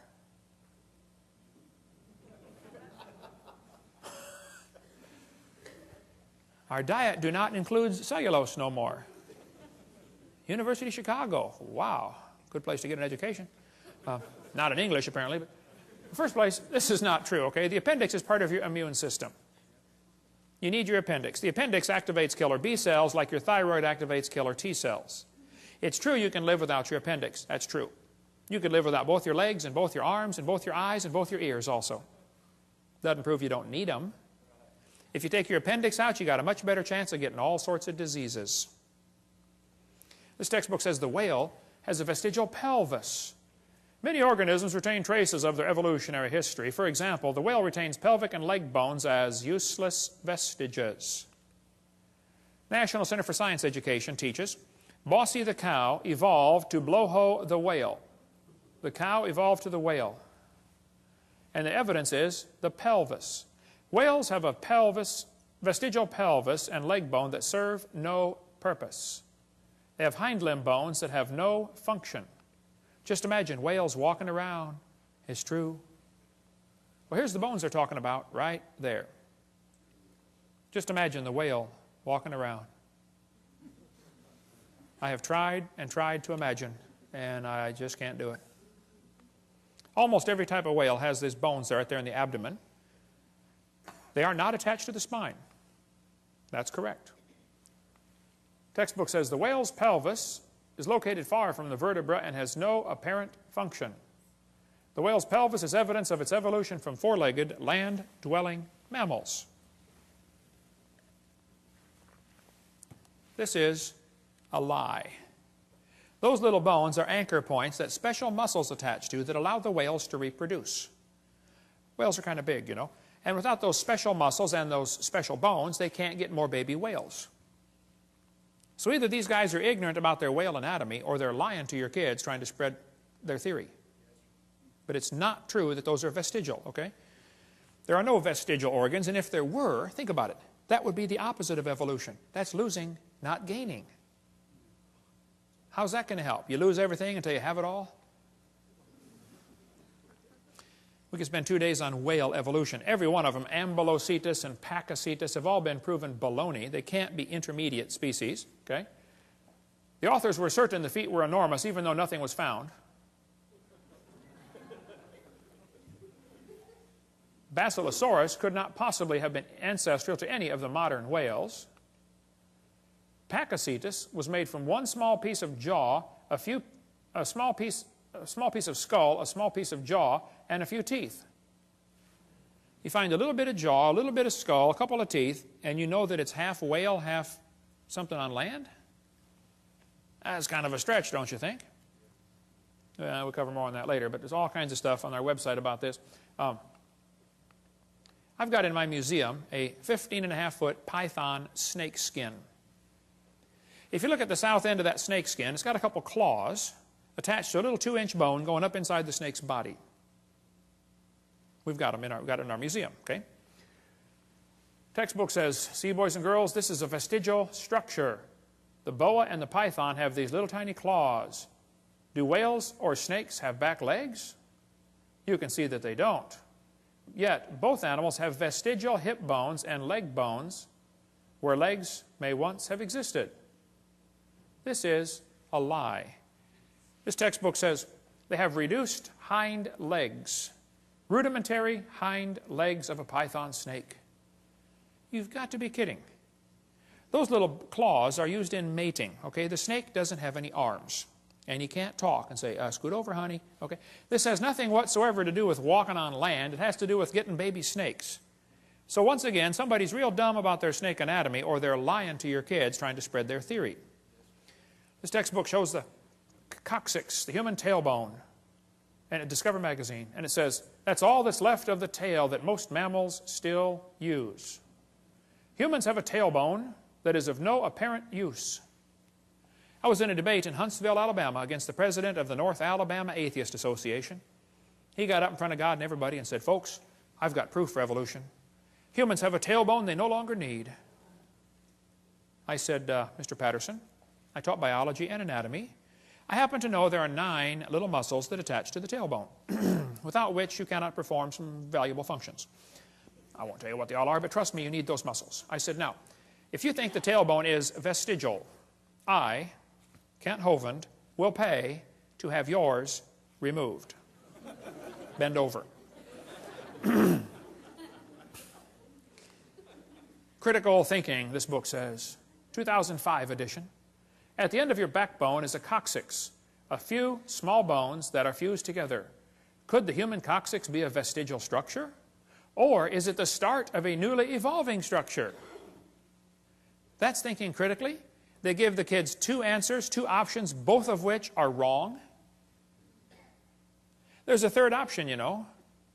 Maybe it's fine just like it is. Notice they don't give that as an option, do they?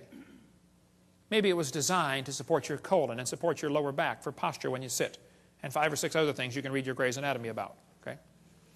They say, aren't babies born with tails once in a while? No. Well, that baby's got a tail right there. No, he doesn't. It's not a tail. That's just fatty tissue. There's no bone, no muscle, no cartilage. It's not even lined up with the spine. It has to do with the way the baby develops inside the mother. There's fat around the nervous system to protect it until the bone grows around it. Generally, the fat is resorbed into the system as the baby grows and develops bone. But on extremely rare occasions, the fat is excluded outside the body like a big wart. So what you do, you cut it off, sew it up, put a diaper on the kid, and send him home. It's just nothing like it's just like a wart. That's all it is. Cut it off. It's not a tail. This one says the coccyx is a small bone at the end of the human vertebral column. It has no present function, and is thought to be the remainder of bones that once occupied the long tail of a tree-living ancestor. They told me when I was a kid, man used to have a tail, but he lost it because he didn't need it. I thought, didn't need it? Have you ever thought how handy a tail would be? Have you ever come to the door with 2 sacks of groceries? Man, wouldn't that be nice to be able to grab that door and walk right in there? You could drive down the highway and hold that can of Coke and tune the radio knob all at the same time. Lost it because we didn't need it. That's a lie. Everything used as evidence for evolution has been proven wrong. If real evidence exists, I'd like to see it. We'll pay $250,000 for real proof for evolution. But don't lie to me. I think you ought to demand that your school board cut out pages with lies on them. Don't put up with that stuff. I was speaking at University of West Florida, and this one biology teacher said, "Hovind, I don't think we should deface textbooks." I said, "What do you mean?" He said, "Well, tonight you said we should cut out the pages with this stuff on it. We shouldn't deface a textbook." I said, "Well, sir, suppose you were teaching math and you found a book that said 2 + 2 is 5. What would you tell your students to do?" He said, "I would tell them to mark out the wrong answer and write in the right answer." You would deface a textbook? I said, "Now, sir, you teach biology, don't you?" He said, "Yes, I do." I said, "Well, suppose you found one of your textbooks that taught the embryo has gill slits or the snake has a vestigial pelvis or, all this stuff I covered tonight. Are you going to tell your kids to tear that page out?" He said, "Oh, no. I said, "Would you tell them to mark it out and then write something in the column that it's not correct?" He said, No.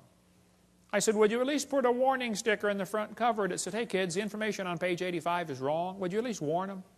He said, "Oh, no. I said, "You would correct a math book, but you won't correct a biology book." I said, "You, sir, are a hypocrite. And the folks in this county need to help you get a different job picking peaches or changing tires. But you got no business taking our tax dollars to lie to these kids coming through your class. We're paying for this school. Why don't you be respectful and resign or quit lying to the kids?" He said, "Hovind, you don't have much tact." Oh, I made full contact with that guy, that's for sure. Okay. Evolution is unproved and unprovable. We believe it because the only alternative is special creation. They just don't want to believe this. They don't want to believe in creation. And they're willing to believe a lie rather than believe the truth, just so they can support their wicked lifestyle. Psalm 94 says, "He that formed the eye, shall he not see?" God formed the eye. Eyeballs are incredibly complicated. Charles Darwin said, "To suppose that the eye could have been formed by natural selection seems, I freely confess, absurd." But then he goes on for 3 or 4 pages and says how he thinks it happened anyway. Your eyeball's amazing. You know, at the back of your eye, there are 137 million light-sensitive cells in 1 square inch, called your retina, all of them wired straight to the brain. How would you like to hook up 137 million electrical connections in 1 square inch? My Heavenly Father did. He's pretty smart, isn't he? Now, I debated one atheist one time, and he said, "Hovind, the eye is an example for evolution because it's poorly designed." I said, "What on earth are you talking about?" He said, "Well, the light comes into your eye, and then it goes through blood vessels in front of the retina." He said, "That's wired backwards." He said, "The octopus has a much better eye because their blood vessels are behind the retina." I said, "Sir, let me just explain something to you, okay?" I said, "We live in the air." Now, air is a pretty poor insulator for UV light. So your body is designed with the blood vessels in front of the retina. That's your body's last defense against ultraviolet light. Now, octopus live in the water. Okay? Water blocks UV light, so they don't need their blood vessels in front. See, we're designed for living in air, and they're designed for living in water. Now, if you want to swap eyes with an octopus, you just go ahead, sir, but you're going to be blind in a few days, okay? Because they don't have the blood vessels in front to block the UV light. What a dumb evidence for evolution. What they're trying to say is, well, God wouldn't do it this way, so it must have evolved. Well, that's a silly argument for evolution.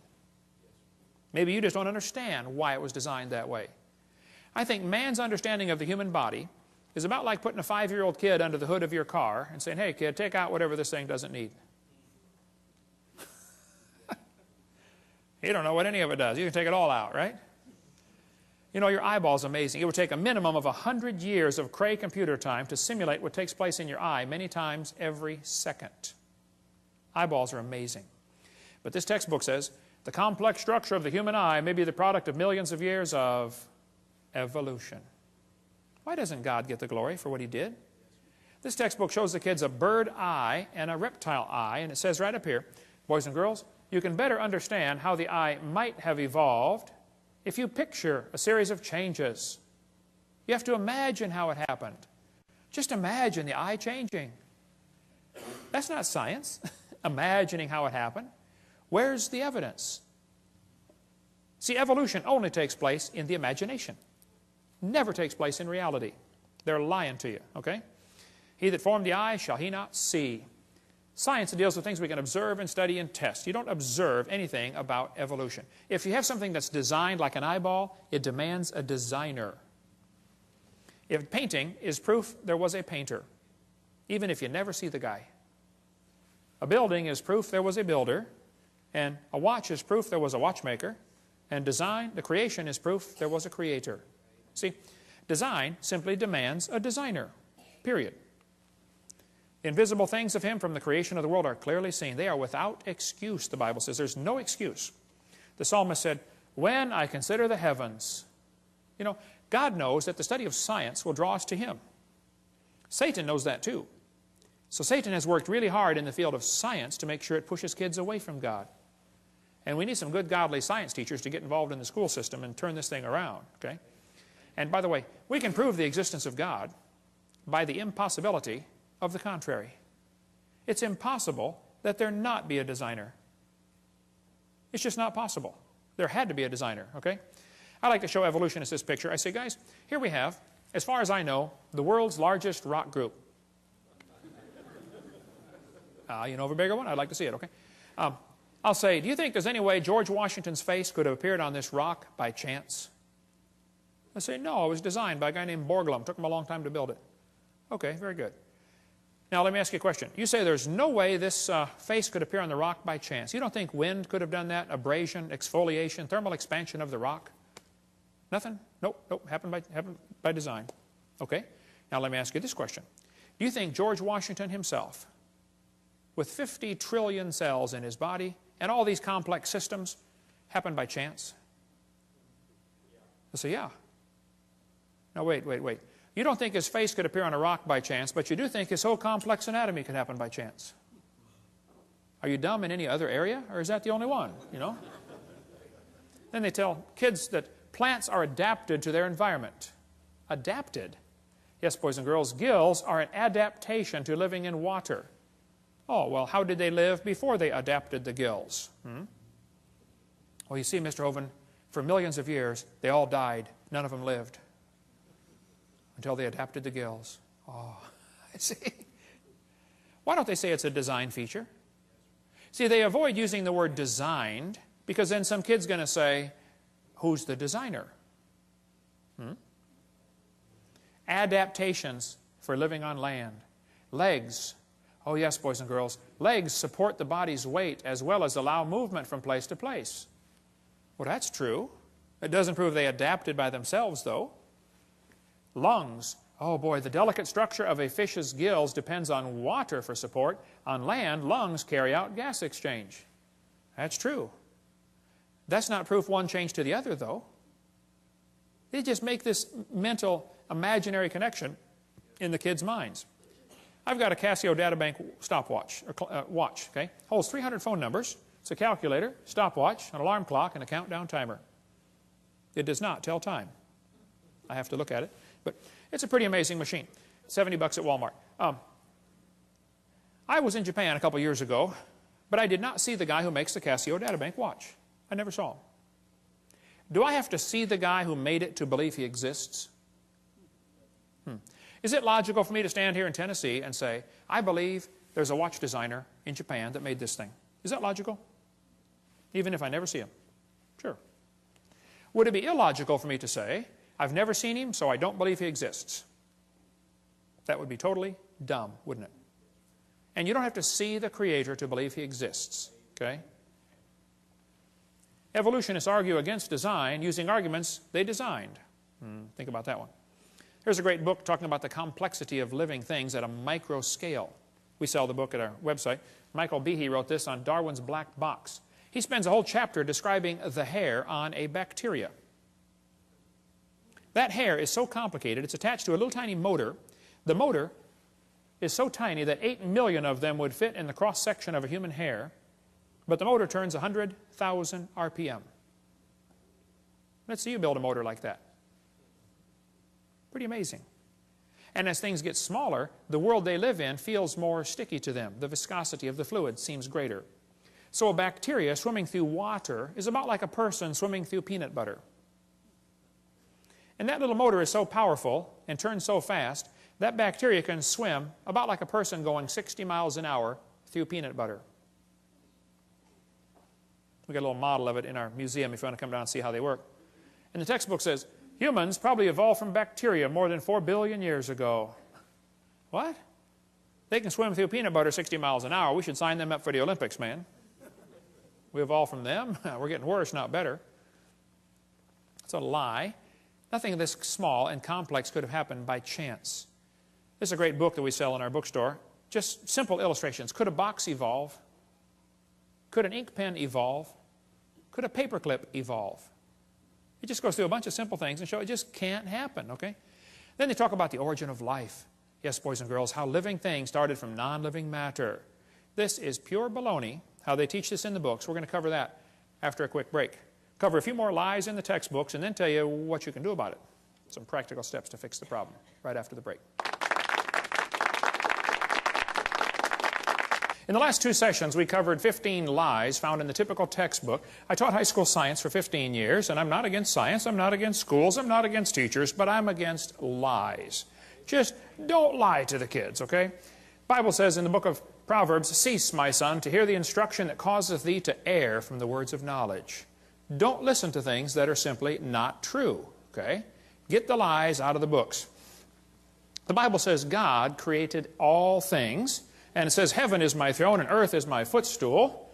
Hath not my hand made all these things? God made everything.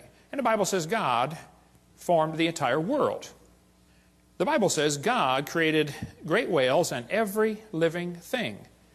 Now, the textbooks in school are going to teach your kids that every living thing happened by itself. They're not going to teach them God created every living thing, that's for sure. Here's a textbook that says, the history of life on earth began about 3.5 billion years ago. How this occurred has been and will continue to be a topic for inquiry. Let me give you the Hovind translation of what they just said. What they just said is, it's okay to inquire how it evolved. It is not okay to inquire if it evolved. Hey kids, you're allowed to research, how did evolution happen? And if some kid says, well, maybe it didn't happen at all. Oh, shut up, kid, you're out of my class, okay? The only way you can research is, how did it happen? You cannot even ask the question, did it happen? That's not education. That's indoctrination. Okay? I'm sick and tired of paying for that stuff. Now, nobody knows how a mixture of lifeless chemicals spontaneously organize themselves into the first living cell. Paul Davies said, nobody has a clue how life got started from non-living material by itself. There is not even a good theory how it can happen, but the textbooks are going to teach your kids it just happened, okay? They just tell them, hey, it happened. And you can't even consider the option that maybe God made it. Here's what happened. Back in the 50s, 2 guys, Miller and Urey, decided to figure out how life evolved. So they took a mixture of chemicals and ran it through these tubes and tried to create life in the laboratory. The experiment's been duplicated many, many times. Always been a failure. And always created more problems for the evolutionist. This textbook says, although he never proved how life originated, he did add evidence to the theory that life could have started by itself. That is a lie. All they did was create problems for the idea that life could have started by itself. This one says, swirling in the waters of the oceans is a bubbling broth of complex chemicals. Progress from a complex chemical soup to a living organism is very slow. Oh, it sure is. It don't even happen. That's how slow it is. There are several different articles that say life came from clay. Yep, got some clay together and poof, came alive on the bottom of the ocean. They did not address the origin of life in Darwin's book, and it's never been figured out since how life could have started. What he did is he took these 4 chemicals and put them in these glass tubes, made them circulate around, and tried to create life in the laboratory. This textbook says, many important events occurred during the Archean era, the most important of which was the evolution of life. Progress from complex molecules to the simplest living organism was a very long process. I guess so. If you give it billions of years, somehow it looks more reasonable, This one says, the first living cells emerged between 4 billion and 3.8 billion years ago. There is no record of the event. But you better believe it, and you're going to be tested on it. The first self-replicating systems must have emerged in this organic soup. So great-great-great-great-grandpa was soup. This is one of the lies in the textbooks you kids have to face. Nobody has a clue how life could have gotten started by non-living chemicals. Even Haeckel confessed, he's the guy we talked about in the last session, that made up the idea that the embryo has gill slits, you know, so they could justify abortion. Haeckel said, he claimed that spontaneous generation must be true, not because it had been proven in the laboratory, but because otherwise it would be necessary to believe in a creator. Well, Ernst, I'm sorry, bud, that's just the way it goes. Okay, there's a creator, whether you like it or not, okay? So have they really produced life in the laboratory? Oh, they haven't even come close. Here's what they did. They took 4 gases. They took methane, ammonia, water vapor, and hydrogen, ran them through these tubes, ran it through a spark chamber supposed to simulate lightning. They say, we're going to put them together and make life in the laboratory. At the bottom of the flask, they got this red goo, and they kept draining the goo off, because if it went through the spark again, it would destroy it. So they had to make the goo and then save it from the next spark, okay? They said in the textbook here it was rich in amino acids, this red goo was. Well, that's simply a lie, okay? They didn't come close to making life. The problem is they had a reducing atmosphere. In other words, he excluded oxygen. You can look at his 4 gases. There's no oxygen there. He knew if he had oxygen in there, it would oxidize whatever chemicals tried to combine. You know, you cut a banana open and lay it on the table, it turns brown, it oxidizes. You don't paint your car, and it oxidizes, it rusts. Well, living cells will oxidize quickly in the presence of oxygen. So he didn't put any oxygen in there. That creates a serious problem, because if you have oxygen, you cannot get life to come from non-living chemicals. The problem is ozone is made from oxygen, and ozone blocks UV light, and UV light destroys ammonia, and ammonia is one of the 4 gases he's got. So you cannot get life to evolve with oxygen, and you cannot get life to evolve without oxygen. Because if you don't have oxygen, you don't have ozone, and now your ammonia gets destroyed. It's just not going to work either way. And the Earth has always had oxygen, even more than today. This guy said, what evidence is there for a primitive methane, ammonia atmosphere on Earth? The answer is there is no evidence for it, but much against it. We find in general no evidence in the sedimentary distribution of carbon, sulfur, uranium, etc., of an oxygen-free atmosphere ever existed on the Earth. If somebody tells you the early Earth had a reducing atmosphere, you tell them Kent Hovind said they're confused or they're deliberately lying, because it's not true. The Earth has always had oxygen. This article said, it's suggested from the earliest dated rocks at 3.7 billion years ago, Earth had an oxygenic atmosphere. They've always known the Earth had oxygen, even more than we have today. We covered that on Seminar Part 2, how the early Earth probably had even more oxygen, made them live longer. This textbook says, there was no oxygen on the Earth, which is a lie, and then it says the rocks absorbed it. Hello?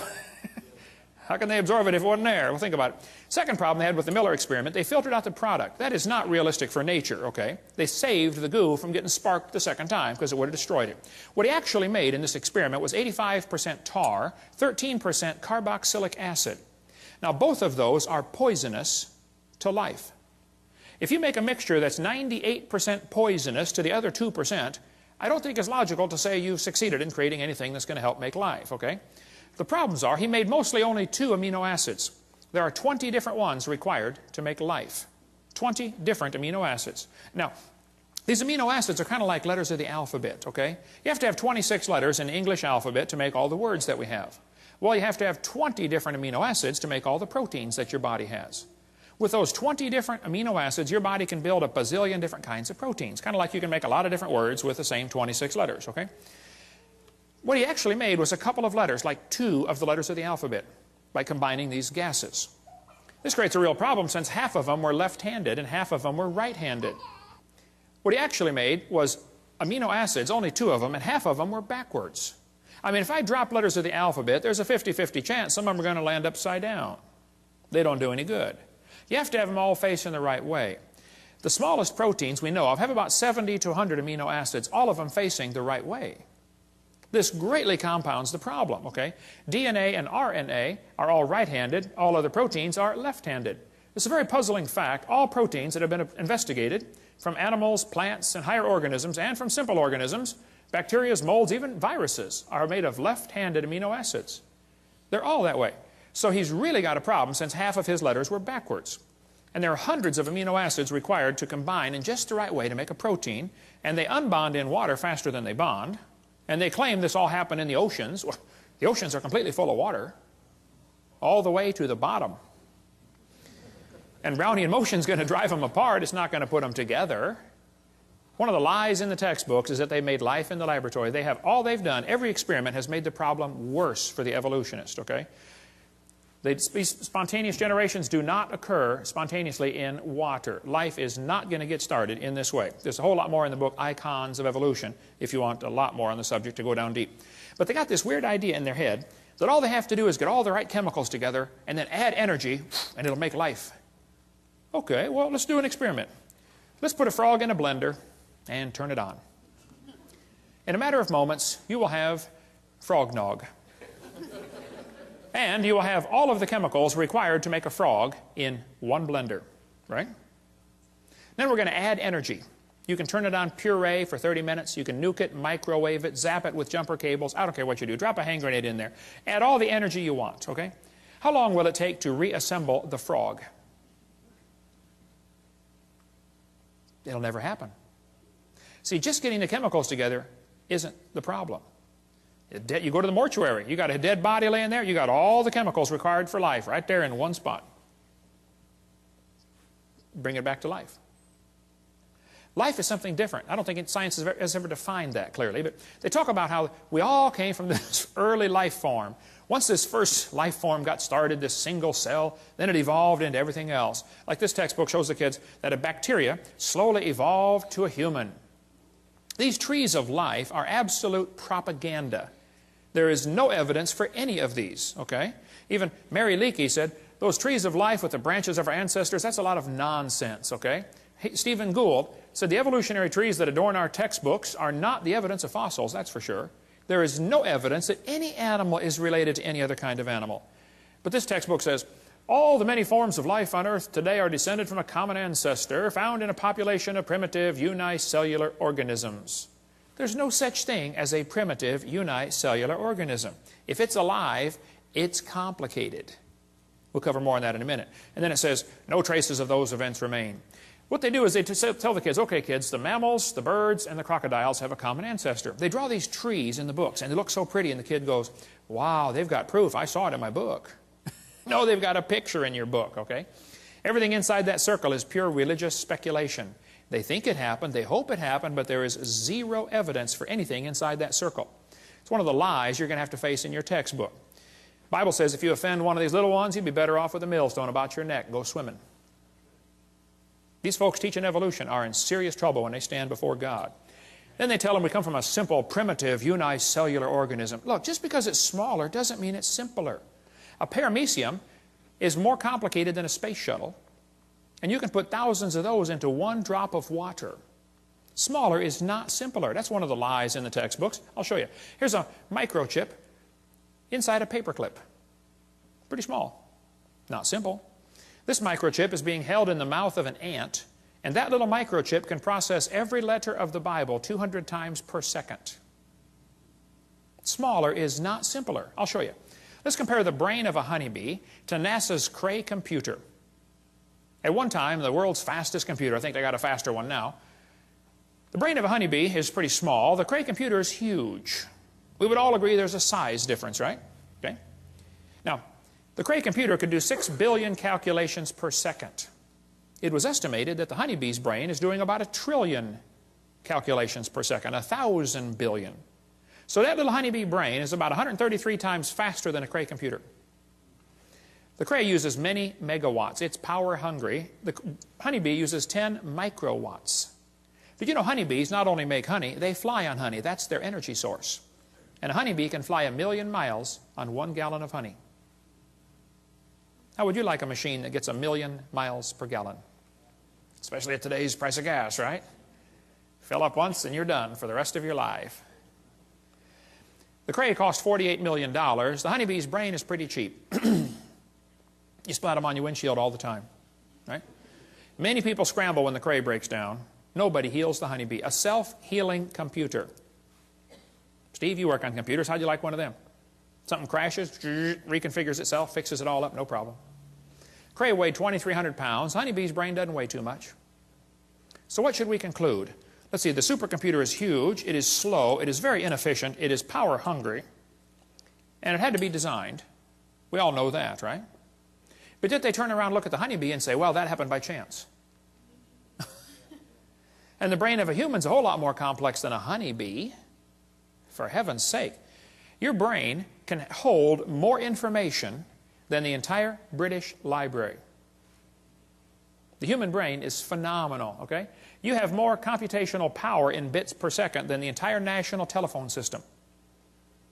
One brain surgeon estimated that there are more connections in just one person's brain, there are more connections than the entire electrical system of the United States. How many wires have been connected together in the United States, would you guess, inside every computer and inside every machine and inside every building? Like zillions of them. One brain has more than that. One professor told me that he believed in evolution, and I said, well, sir, do you believe your brain is nothing but 3 pounds of chemicals that got together by chance? He said, yeah. I said, then how can you trust your thoughts and the conclusions you come to? Maybe you got a chemical in there backwards. He did, by the way, several actually. But then they tell the kids, well, DNA is pretty tiny, but that proves evolution. That's what this textbook says. We have evidence of evolution from molecular biology. Darwin speculated all forms of life are related. This speculation has been verified. They are lying to your kids. Nothing about DNA has helped with the evolution theory at all. DNA, which stands for deoxyribonucleic acid, is the most complex molecule in the universe. Unbelievably complicated molecule. That little DNA molecule, average person has 50 trillion cells in their body with 46 of those little molecules in each cell. 46 chromosome strands in each cell of your body. If you extracted all of it, it would only fill about 2 tablespoons. But if you took those DNA strands and unwound them, stretched them out, tied them together, one person's DNA would reach from Earth to the moon and back over 500,000 times. Round trips to the moon. They say the DNA holds more information than all computer programs ever written by man combined. IBM models the newest computers after DNA. The quantity of information is so vast, we have to invent new numbers to measure it. Not terabytes, petabytes, or exabytes, yottabytes, and zettabytes. All the words uttered by everyone who ever lived would amount to 5 exabytes. And your DNA and your chromosome holds more information than that. It is so unbelievably complex. If you typed out the code found in your DNA, when you got done typing, you'd have enough books to fill Grand Canyon 78 times. That's the instructions to make you. I'd say you're pretty special. Quite a list of instructions to make you. David said, I will praise thee, for I'm fearfully and wonderfully made. And he didn't have a microscope, and he could figure that out. Yeah. You know, from conception to birth, the baby adds 15,000 cells per minute to its body. Each one is more complicated than a space shuttle. How would you like to be in charge of the supply end of supplying a factory that is producing 15,000 space shuttles a minute? And it's your job to make sure they have all the nuts and bolts and screws and everything they need to put that thing together. Some of you women are saying, boy, I did it, and that's hard too. Sometimes they want pickles in the middle of the night, you know. What are you building down there anyway, you know? The probability of one DNA happening by chance has been calculated to be 1 in 10 to the 119,000th power. That's a big number when you figure the entire visible universe is about 10 to the 28th inches in diameter. DNA has not proven anything that would help the evolution theory. It's made the problem much, much, much worse. But let's just assume that the chromosome number means something and that, you know, it could evolve. Okay, well, then I did some research on this. I discovered penicillin has 2 chromosomes. That one had to evolve first. And then slowly, over millions of years, they got some more chromosomes, because they're complicated, you know, and turned into a fruit fly. You can see the similarity there. It's only got 8 chromosomes. And then very slowly, it evolved some more chromosomes and became either a tomato or a housefly. Very tough to tell the difference. They're identical twins, you know. And then very slowly, over millions of years, it evolved into either a pea or a bee. You can see the similarity there, you know, pea, bee, very similar. And slowly became lettuce, and then a carrot, and finally, when we got to 22 chromosomes, triplets. The possum, the redwood tree, and the kidney bean all have 22 chromosomes. Average scientists cannot tell them apart. Let's see, which one is which here? Okay, let's see, tree, possum, bean, and we have 46, folks. And if we can just get 2 more, the next step of human evolution, we're going to become a tobacco plant. I know some already smell like it. Sometimes I'll get on the elevator and I'll say, man, you're evolving, you're way ahead of me. And it probably won't happen in my lifetime, but we might get enough chromosomes someday to be either a dog or a chicken. They're twins too, you know. And then way down the road, you know, we're going to become a carp. They got double the chromosomes we do. And someday, star date 349572, we're going to become a fern. I was at a church one time and this lady walked up to me afterwards and she said, Mr. Hovind, I'm fern. I shook hands with that hand right there. I'll never wash it again. Hey, how come the evolutionists are always comparing things that fit their theory? Why don't they show us the things that don't fit their theory? Like, let's just say we're going to examine how things evolved based upon how long they lived. Well, we could arrange animals by how long they live, and we'll find out the hamster evolved first, slowly turned into a cat, and then a canary, and then a dog, and then a chimpanzee, and an alligator, elephant, horse, turtle, and human. We made it, folks. We made it. Let's arrange the animals based on how long they're pregnant, their gestation period. Well, in that case, the possum, only 13 days. How'd you like that, ladies? Only be pregnant for 13 days. Not bad, huh? Yeah, I'd have a bunch of kids in. Slowly evolved into a hamster, then a rat, then a rabbit, kangaroo, on down the list, and the elephant. 640 days. They are the winner. The most evolved creature on earth. Or maybe, you can see here the cat and the dog are identical twins, you know. Maybe we should arrange them based on how much they weigh in their adult form. Well, the shrew only weighs 4 grams. Slowly it became a mouse. And very slowly, over billions of years, became a whale. The whale's the most evolved now. Why don't they show us these charts, huh? And why is it that amphibians have 5 times more DNA than mammals, and some amoeba have 1,000 times more DNA? They don't tell us these things because it doesn't fit their theory. It's impossible to arrange in any sort of evolutionary series based on just one little bit of facts. You better find all the facts. You find out this evolution theory fails miserably. But they tell the kids, we're going to think critically. Boys and girls, there are 20 kinds of amino acids. That's a fact. Explain how this fact supports the idea that all life shares a common ancestor. How's a Christian kid supposed to answer that for homework for Monday? Don't you see a built-in assumption in this question? That's not learning to think critically. Would the kid be allowed, teacher, to explain how this fact that all life forms have 20 amino acids, would the kid be allowed to say, maybe that proves the intelligence of a common designer? Maybe God gave all the animals the same basic 20 amino acids so that we don't have to just eat each other, you know. I mean, if they're all totally different, wildly different kinds, then we could only eat other humans. But see, God made it this way so the brown cow can eat the green grass and give the white milk and make the yellow butter, and I eat it and get the blonde hair. Maybe that's why there's all the same basic building blocks. Yeah. One of the lies they face in the textbooks is this idea that all these similarities prove a common ancestor. Well, let's pretend that it does, okay? This textbook says humans and orangutans are 96% similar, proving a common ancestor 15 million years ago. I don't think so. Humans and chimps have thousands of differences. Thousands of differences. Overall, this guy says the genetic difference is only 1.6%. Oh, that's what they used to think, but that's a lie. Barney Maddox was the leading genome researcher on this project. He said the genetic difference between human and chimpanzee is at least 1.6%. That doesn't sound like much, but calculated out, that's a gap of 48 million nucleotides. And a change of only 3 nucleotides is fatal to an animal. He said it's not going to happen. That's when they thought the difference was 1.6%. It's still too big of a gap. Now then, later they found out, oh, actually it's a 95% similarity, which is 5% difference. And just recently they said, oh no, wow, look at this, it's 7.7% difference. The more we study about this, the worse the problem gets for the evolutionist. Actually, it's becoming worse by the day. This result is based on only 1 million DNA bases out of 3 billion. They've only analyzed 1/3000th of the human DNA code.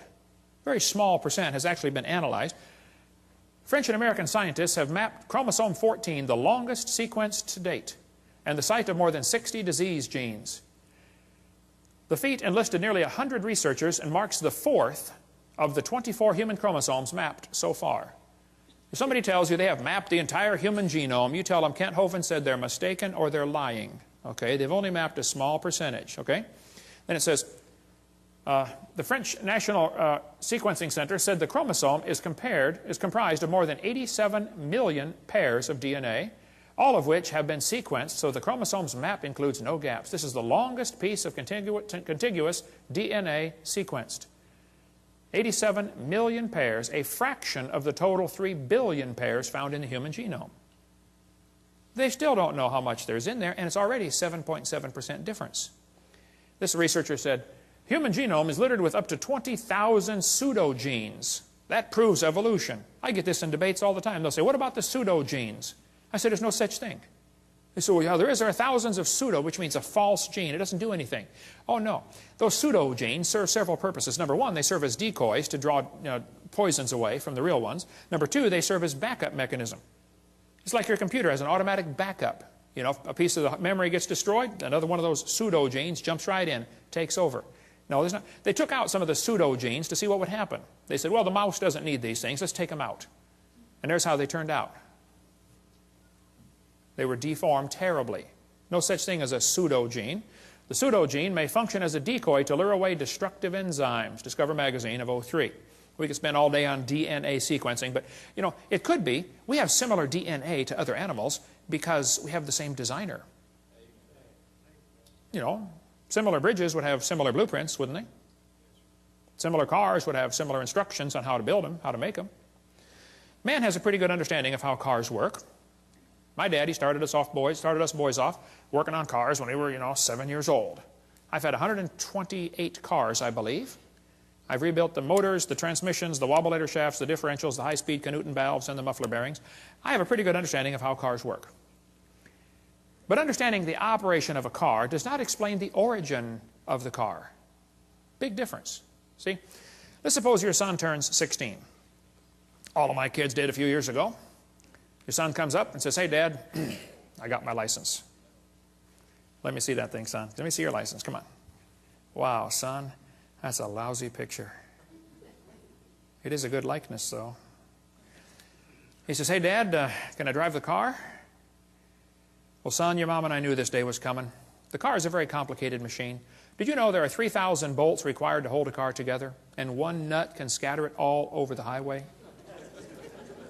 We don't think you're ready for the whole car, son. We're going to let you slowly evolve into the car. This year, we're going to give you 10%. Next year, maybe just a little more. Hey, what good is 10% of a car? That's what you put in a junkyard. How many things have to be right on a car to make it work? Like thousands of things? How many things would have to be wrong to make it stop working? Any one of the many thousands of things. Like not having the keys, not having any gas in it, Take the distributor cap off and run a pencil around the inside and put it back on. Boy, they'll never find that one. Take the spark plug wire off, put a doorbell wire in there, shove it back down, feed the doorbell wire through the firewall, and weave it through the fabric of the front seat. Do that when they're going on their honeymoon, get in the car. Wow, let's go, honey. Bam! Ooh. Ooh, what was that? Okay. There's 1,000 things to make your car quit running. Probably 10,000 ways to stop a car from running. Shove a potato in the exhaust pipe, watch what happens. I don't want to give you any more ideas, okay? But there are thousands of differences between humans and chimpanzees. But if you think a percentage of similarity proves a relationship, let me show you the research I've been doing. I discovered clouds are 100% water. Watermelons are 97%. It's only 3% difference. That proves they're related. Jellyfish are 98%. Missing link. And so are snow cones. Yeah, there we go. We got the proof, okay? Then they tell them fossils prove evolution. I say, guys, you got to be kidding. This textbook says, evidence of evolution from the fossil record. Oh, no, don't give me that. That's a lie. There is no fossil record. There's a bunch of bones in the dirt. It's not a record, okay? You're putting your interpretation on those bones they're digging out of the dirt. There is no fossil record. This textbook says evolution is a fact. The fossil record provides some of the strongest evidence that species evolved over time. This is silly. There is no fossil record. You don't look back into time. You look at a bunch of bones you dug out of the dirt. And you put your interpretation on them, okay? Fossils only exist in the present. They don't exist in the past. I mean, you're digging them up and it's 2005, okay? You can't say, wow, this fossil's 40 million years old. You don't know that. Okay? All we do is put our interpretation on the fossils. But the kids are taught fossils contribute to our understanding of evolution. Kids, keep in mind, dead animals do not reproduce or evolve. Darwin said, if my theory is true, numberless intermediate species ought to have be found in the fossil record. Well, I'm sorry. This guy said, since Darwin, many of these links have been found. Oh, they are lying to you. No missing links have been found. Even David Robb, who believes in evolution, says, in the years after Darwin, his advocates hoped to find predictable progressions. In general, these have not been found. Yet the optimism has died hard, and some pure fantasy has crept into textbooks. You're kidding. Fantasy in the textbooks? That's a fancy word for a lie. Okay? And we could spend 2 days on the fossil record. There's no fossil record, and there are gaps all over the place. Every place where there ought to be something, they find nothing. No evidence for how the whale evolved, or how the birds evolved, or how the flowering plants evolved. No evidence whatsoever. If you find a fossil in the dirt, all you know is it died. You couldn't prove it had any kids. And you sure couldn't prove it had different kids. And why would you think a bone in the dirt can do something animals today cannot do? Which is produce something other than their kind. Luther Sunderland wrote to major evolutionists all over and said, hey, where's the evidence for evolution? They wrote back and said, we don't have it, somebody else has it. He wrote to Colin Patterson because Patterson has access to the largest fossil collection in the world. British Museum of Natural History. Nobody's got more fossils than them. Patterson wrote a book about evolution, but he didn't show any missing links. So Sunderland wrote him a letter and said, excuse me, why didn't you show the missing links in your book? I'd like to see a picture of the missing link. Patterson wrote back and said, I fully agree with your comments on the lack of evolutionary transitions in my book. If I knew of any, fossil or living, I would certainly have included them. I will lay it on the line. There is not one such fossil. There are no missing links. The whole chain is missing. It's not a link they're looking for, folks. Even Stephen Gould said the absence of fossil evidence is a nagging problem for evolution. Yeah, it sure is. Stephen Gould died with a set of my videos on his shelf in his library. I hope he watched them. I donated them to him years ago, way before he died. Hopefully he watched them and got saved. I don't know. So Niles Eldredge and Stephen Gould have kind of resurrected the punctuated equilibria idea that came actually from Richard Goldschmidt. Goldschmidt said, the first bird hatched from a reptilian egg. They got so frustrated looking for missing links, they couldn't find any. They said, well, this just proves evolution happened quickly. Oh, I see, yeah. And this bird that hatched from the reptile egg, excuse me, who did it marry? Don't you have to have two in the same place of the opposite sex? I mean, what if you get two males? Huh? And don't they have to be at the same time in history? What if one's born just 10 years before the other one? Ah, just missed it. You got to get them in the same place of the opposite sex at the same time, and they got to be interested. You got a whole bunch of problems, okay? Serious problems. Then they tell the kids to think critically. Which theory best describes the organism's evolution? Gradualism or punctuated equilibria? Look what they do. Kids, which theory is the best explanation? Slow evolution or fast evolution? Do you see how they're giving the kids two options, both of which are false? Which is correct, boys and girls? Elephants are orange or elephants are pink? Oh, man. Mom, what should I write for this one? I don't know, honey. Go do your homework.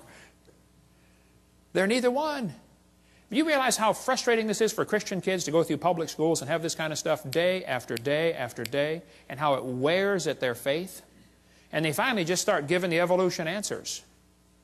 And 75% of the kids from Christian homes are being destroyed and losing their faith going through these public schools.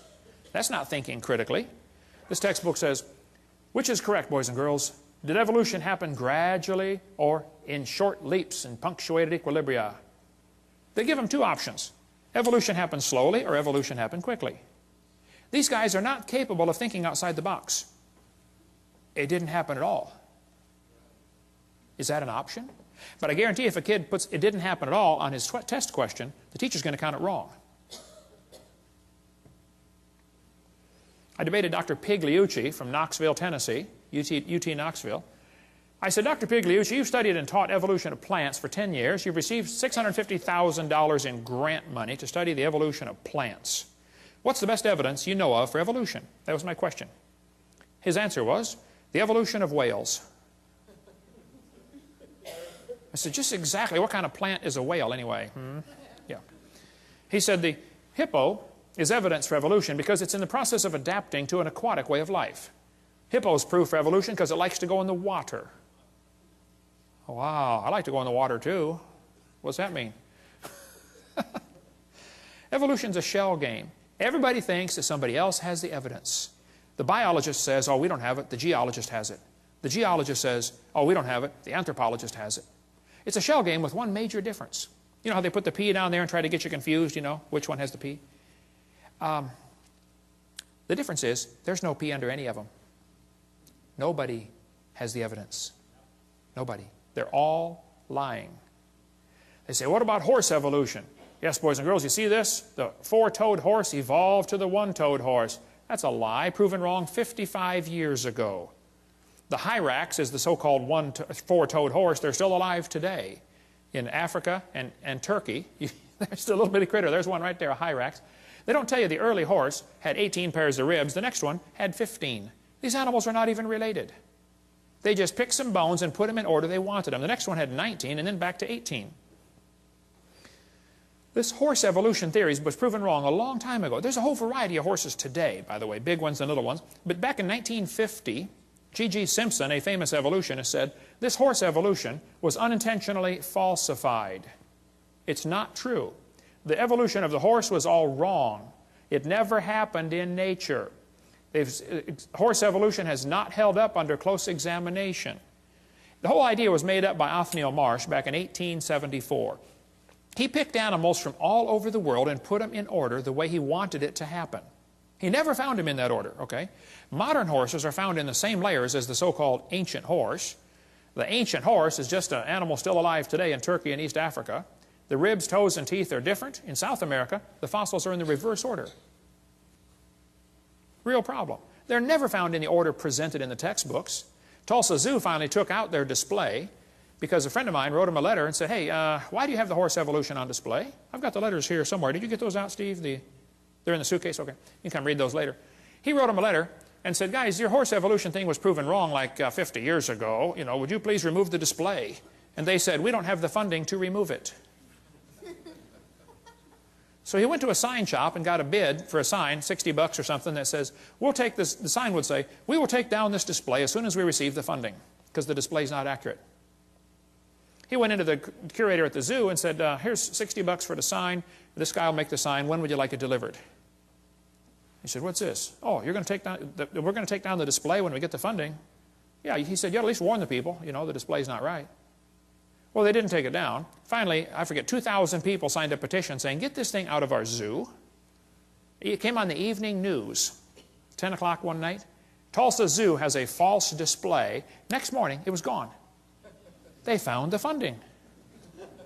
6 months later, they put it back up. Yale University still has their horse evolution on display, proven wrong 55 years ago. Get more on the horse evolution in the book Icons of Evolution. Just because you can arrange animals in order, that doesn't prove anything. Even if you find them buried in a certain order, that doesn't prove anything. If I get buried on top of a hamster, does that prove he's my grandpa? No. Order of burial means nothing. But if you think you can arrange things and that somehow proves something, okay. I've been doing a lot of research on the evolution of the fork. I've pieced together fragmentary evidence for a long time. I believe, after studying this very intently, that the knife evolved first. Slowly, over millions of years, great geological pressures squeezed it and made it concave on one side, convex on the other, and squeezed it into a spoon. And then slowly, erosion cut grooves into the end and turned it into a fork. I knew I was onto something here, but I felt like I had a missing link, particularly between the spoon and the fork. I just couldn't find it. Till one day I was flying to Connecticut on U.S. Air. I was 30,000 feet off the ground, and the stewardess walked down the aisle and just handed me the missing link. I don't think she knew what she had, but my trained scientific eye picked it up right away. I said, wow, this is it. I've got it. I stuck it in my pocket. Later that day, I went to Popeye's Chicken and found another one. There they are, folks, the missing links. So the evolution of silverware is nearly complete. Of course, we got a few mutants along the way. Didn't quite survive for some reason, you know. And of course, people found out I was doing research on this. They all wanted to be famous, you know, so they tried to get in on the glory. They sent me their research. This one was an obvious fork head on a spoon handle. I mean, look, it didn't get by me. I caught it right away, you know. They don't get stuff. I don't fall for stuff like that. Even the races, of course, evolved along the ways. But look, if you want to arrange things, you can turn a cat to a cot to a dot to a dog by changing one letter at a time. You can play with this for a while, turn yourself into a fool when you're done. They say dinosaurs turned to birds. There are very few ideas as dumb as this one. The Bible says God made the birds on day 5. He made the reptiles on day 6. Evolution says reptiles came first and then the birds. You know, everything about evolution is backwards to the Bible. Everything. But this article says, dinosaurs alive as birds, scientist says. Oh, wow, scientist says. Well, that proves it right there. Just like it gives some kind of authority. Wow, scientist says. This is absurd. Everything about the bird evolution is baloney. Okay? Archaeoraptor was listed in 1999 as the missing link. Yes, boys and girls, breaking news, National Geographic, we found the missing link. They had a whole big article about the missing link has been discovered. Then a couple months later, oops, it was proven wrong. You know, everything about these feathered dinosaurs has been proven baloney. But guess what? They're still teaching it. Here's a whole book, The Feathered Dinosaurs of China. Well, you just got this recently? Why would they still be teaching something that's been proven wrong for 5 years? All this feathered dinosaur stuff is baloney. It's all baloney. We cover more on that in one of the debates I did. I forget which one, but they say birds are descendants of dinosaurs. Well, kids, in case you don't know, there are a few differences between a dinosaur and a bird. Okay, you don't just put a few feathers on them and say, come on, man, give it a try. It won't hurt too bad. It's just not that easy. See, reptiles have 4 perfectly good legs. Birds have 2 legs and 2 wings. So if his front legs are going to change to wings, somewhere along the line they're going to be half leg and half wing. Which means on that particular day he can't run anymore and he still can't fly yet, so he's got a real problem. Serious problem. They say Archaeopteryx is proof for evolution. You got one here on the table, brother? Archaeopteryx. Whenever you buy a bag of dinosaurs, they almost always stick one of these in there. Archaeopteryx. Wow. And this somehow gets an impression to the kids. Wow, we got proof that dinosaurs turned to birds. Here's one here with feathers on it. They're lying.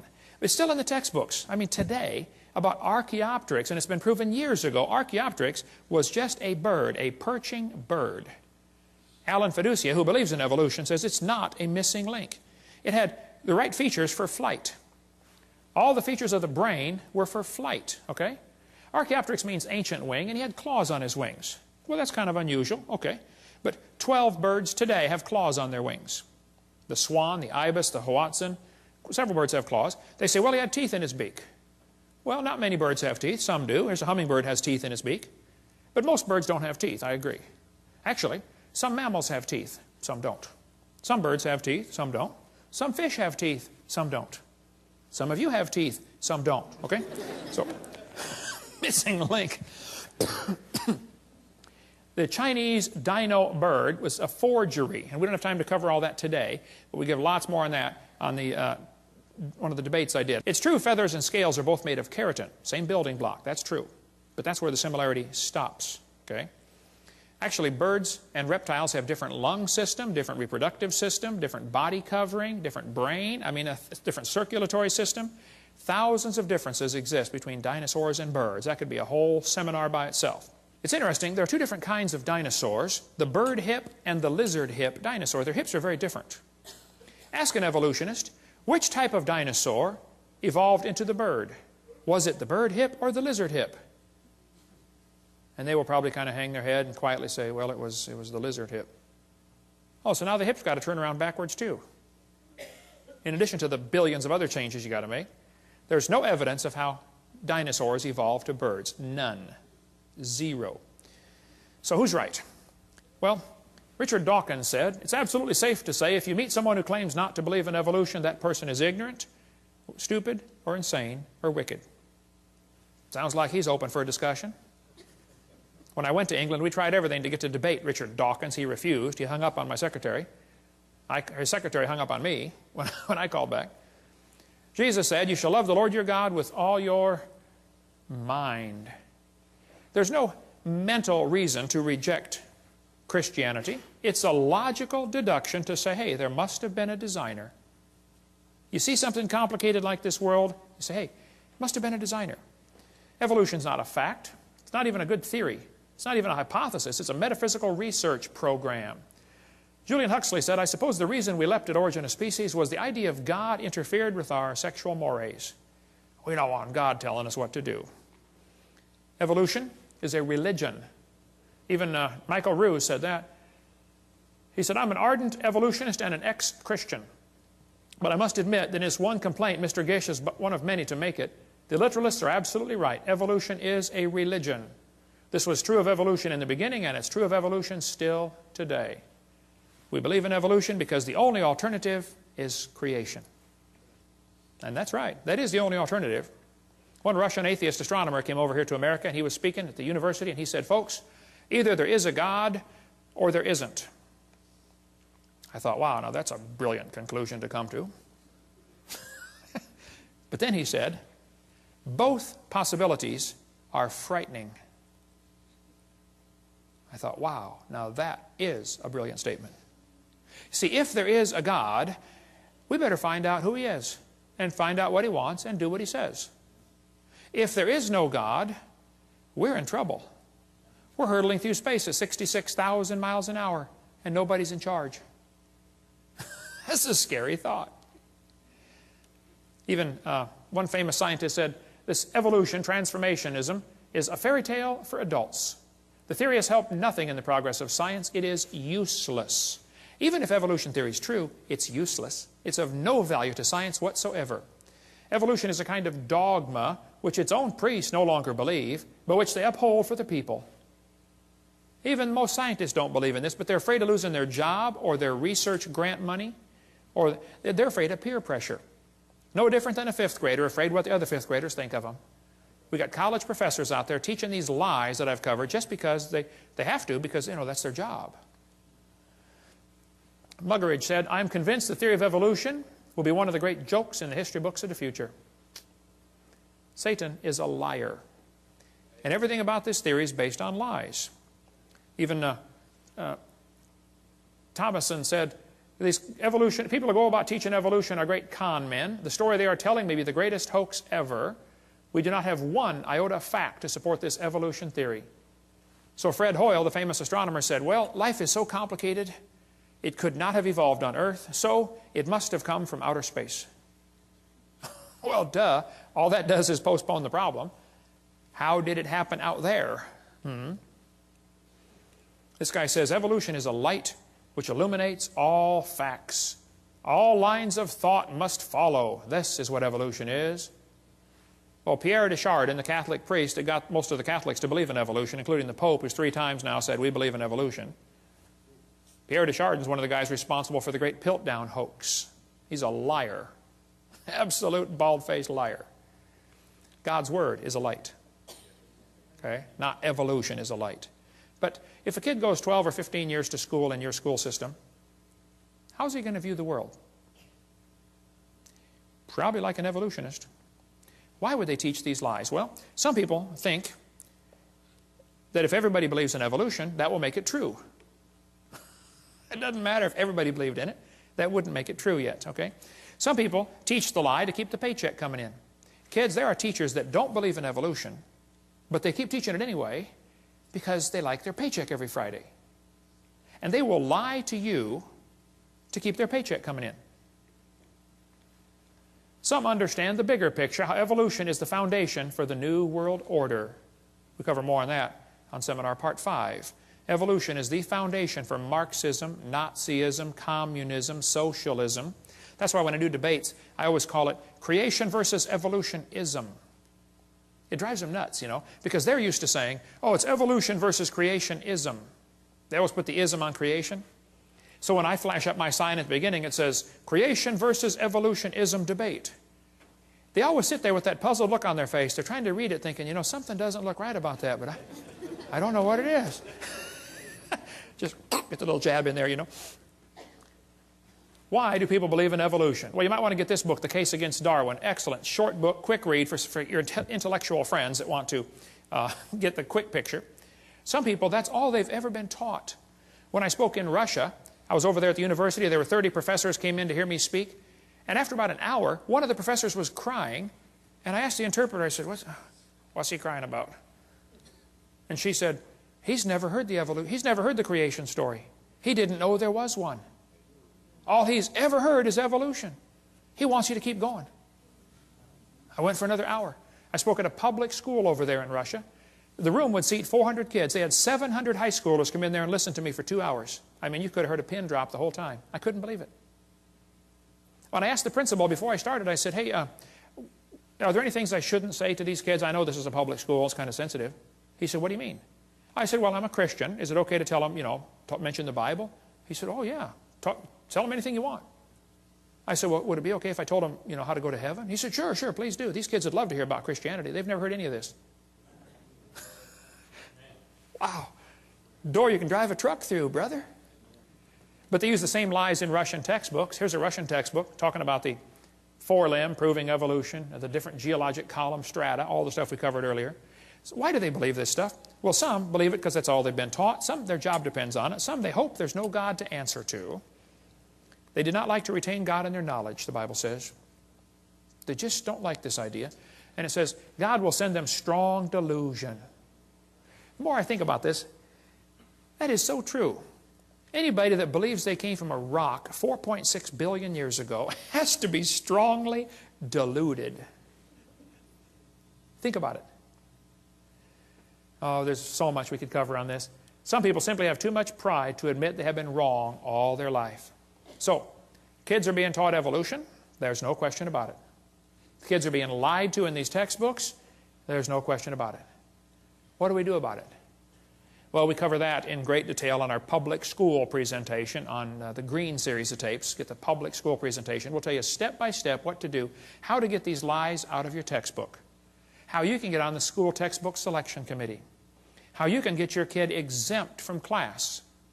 Parents, if your kids are in a public school, you should send a little note to the teacher saying, I don't want my child taught evolution. It's against my religious convictions. Sign it, notarize it if you'd like, give it to the teacher and to the principal. Then if they continue giving you a hard time, you say, oh, now, excuse me, do you discriminate against people because of their religious convictions? Watch their eyes light up on that one. And if they still give you a hard time, contact me. I got some lawyers waiting in the wings that are anxious to get a lawsuit like that. Title 42, discrimination based on religion. Wow. That principal's going to be the garbage collector the next week. I guarantee that principal's going to call that teacher in and say, look, let this kid out of class. Stop teaching evolution. I had one guy call me a couple of years ago. He said, Brother Hovind, my second grade daughter's teacher just called me. And the teacher said, Mr. Jones, whatever his name was, I forget.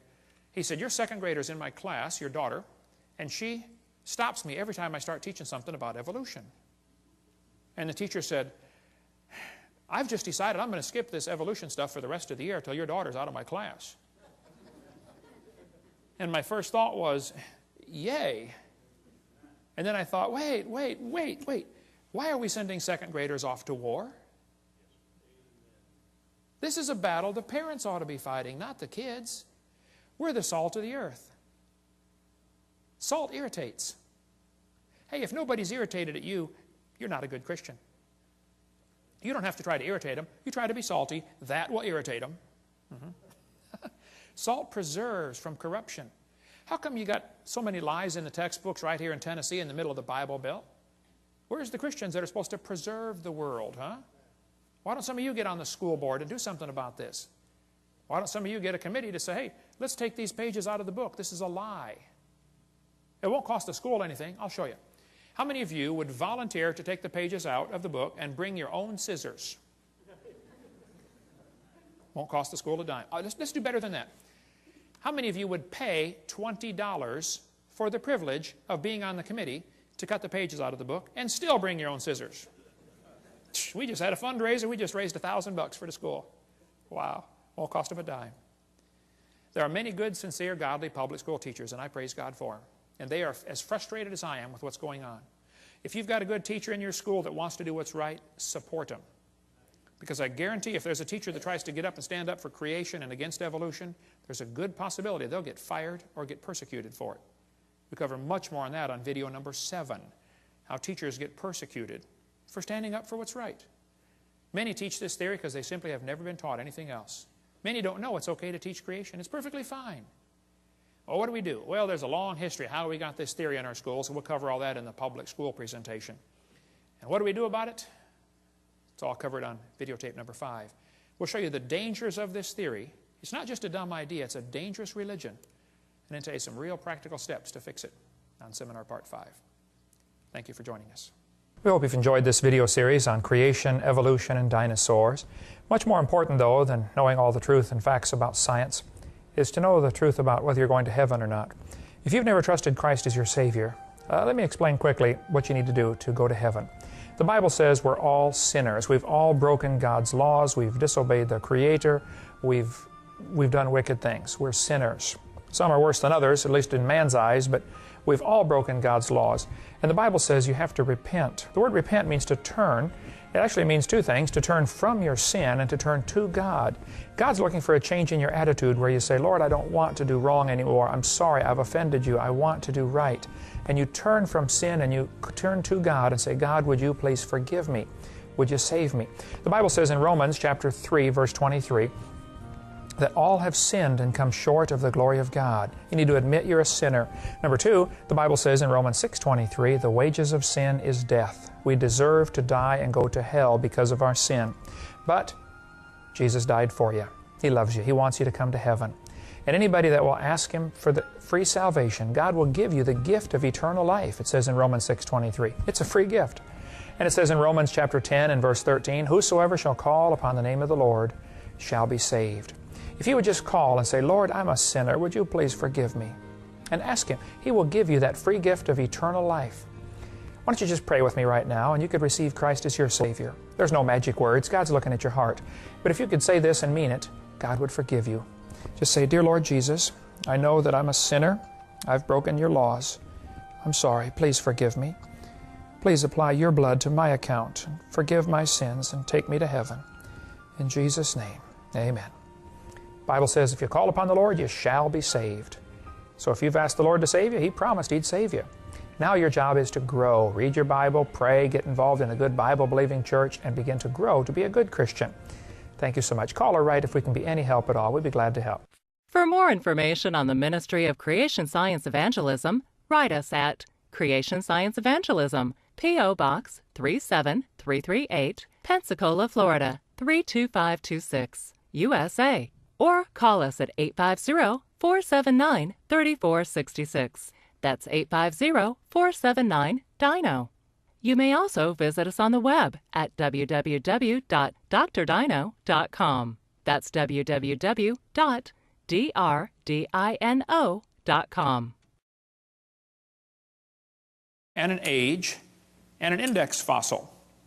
Now keep in mind, all this was done in 1830 before there ever was a carbon dating, potassium-argon dating, rubidium-strontium dating, lead-208, lead-206, uranium-235, uranium-238. None of those had even been thought of. So they didn't determine these great ages by any radiometric decay method. They just picked the numbers out of the clear blue sky. It's a fact the Earth has many layers of sedimentary rock. That is just a fact. You can see them all over Tennessee here. How'd they get there? Well, there are two interpretations. One group says the layers formed slowly over millions of years. The other group says, no, these layers are all from the flood in the days of Noah. And again, they're always trying to erase that line between the two and make their interpretation become part of the fact. And it's just not, okay? It's just their interpretation, that's all. The geologic column is actually the Bible for the evolutionist. The only place you'll ever find it is in the textbooks. It doesn't exist. This guy admits it. He said, if there were a column of sediments, unfortunately, no such column exists. Did you know there is no geologic column? If there was, it'd be 100 miles thick. It doesn't exist. It's one of the lies in the textbooks. And actually, all of evolution is based on this lie right here. This is one of the most serious ones, in my opinion. It's true the earth has layers. That's not the question. Okay? How did they get there, though?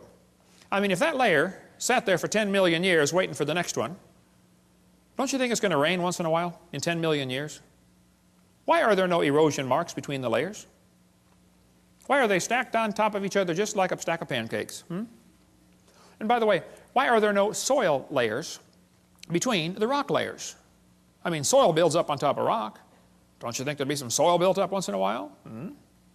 Look, if you get a jar of dirt and rocks and gravel and sand and mud and shake it up and set it down, it settles into layers for you in a few minutes. It doesn't take long. How many seen those things you buy at the mall with 2 pieces of glass and different colored sand in between? You know, you flip it over and it makes all kinds of layers just in a few seconds. It doesn't take long.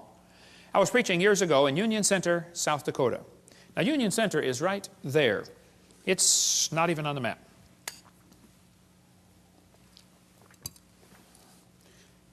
And South Dakota puts everything they can find on the map just to kind of fill in the white places, you know.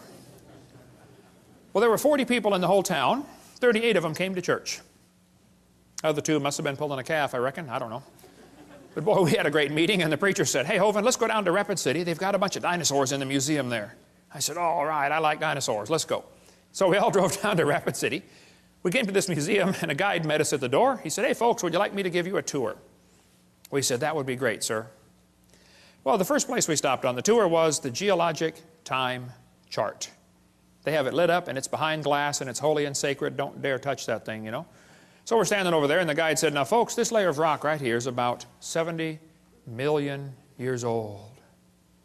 And it's so cool, because they always get that sanctimonious tone in their voice, you know. 70 million years old.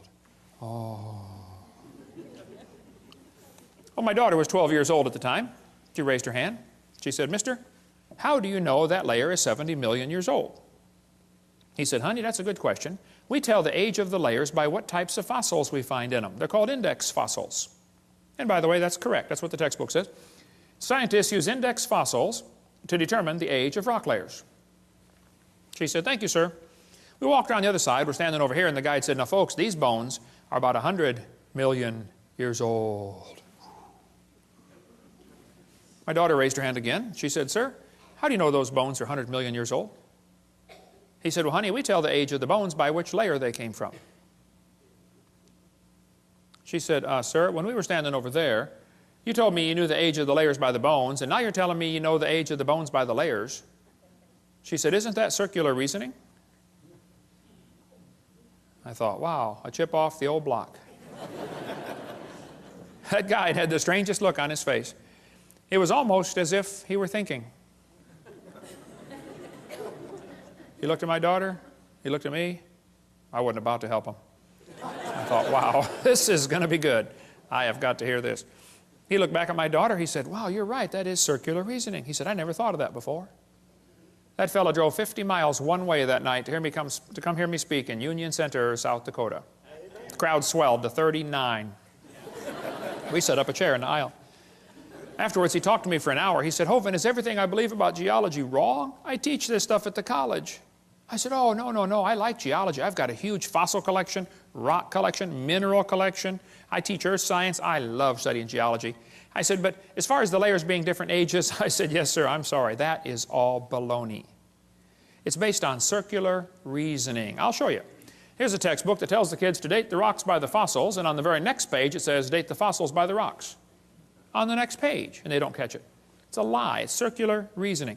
The intelligent layman has long suspected circular reasoning in the use of rocks to date fossils and fossils to date rocks. The geologist has never bothered to think of a good reply, feeling the explanations are not worth the trouble as long as the work brings results. It cannot be denied from a strictly philosophical standpoint. Geologists love studying Grand Canyon. Actually, it's a bunch of useless real estate. I mean, what would you do with it if you had it, you know?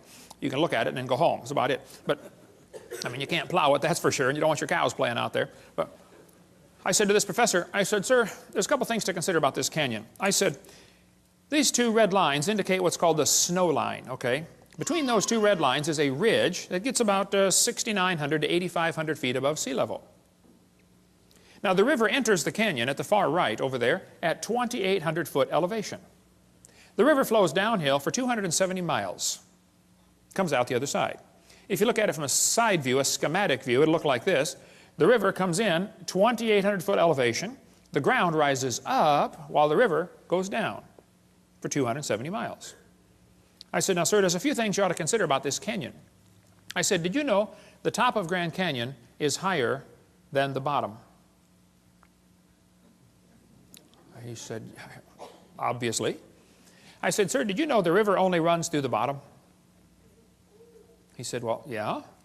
I said, sir, did you know the top is higher than where the river enters the canyon by over 4,000 feet?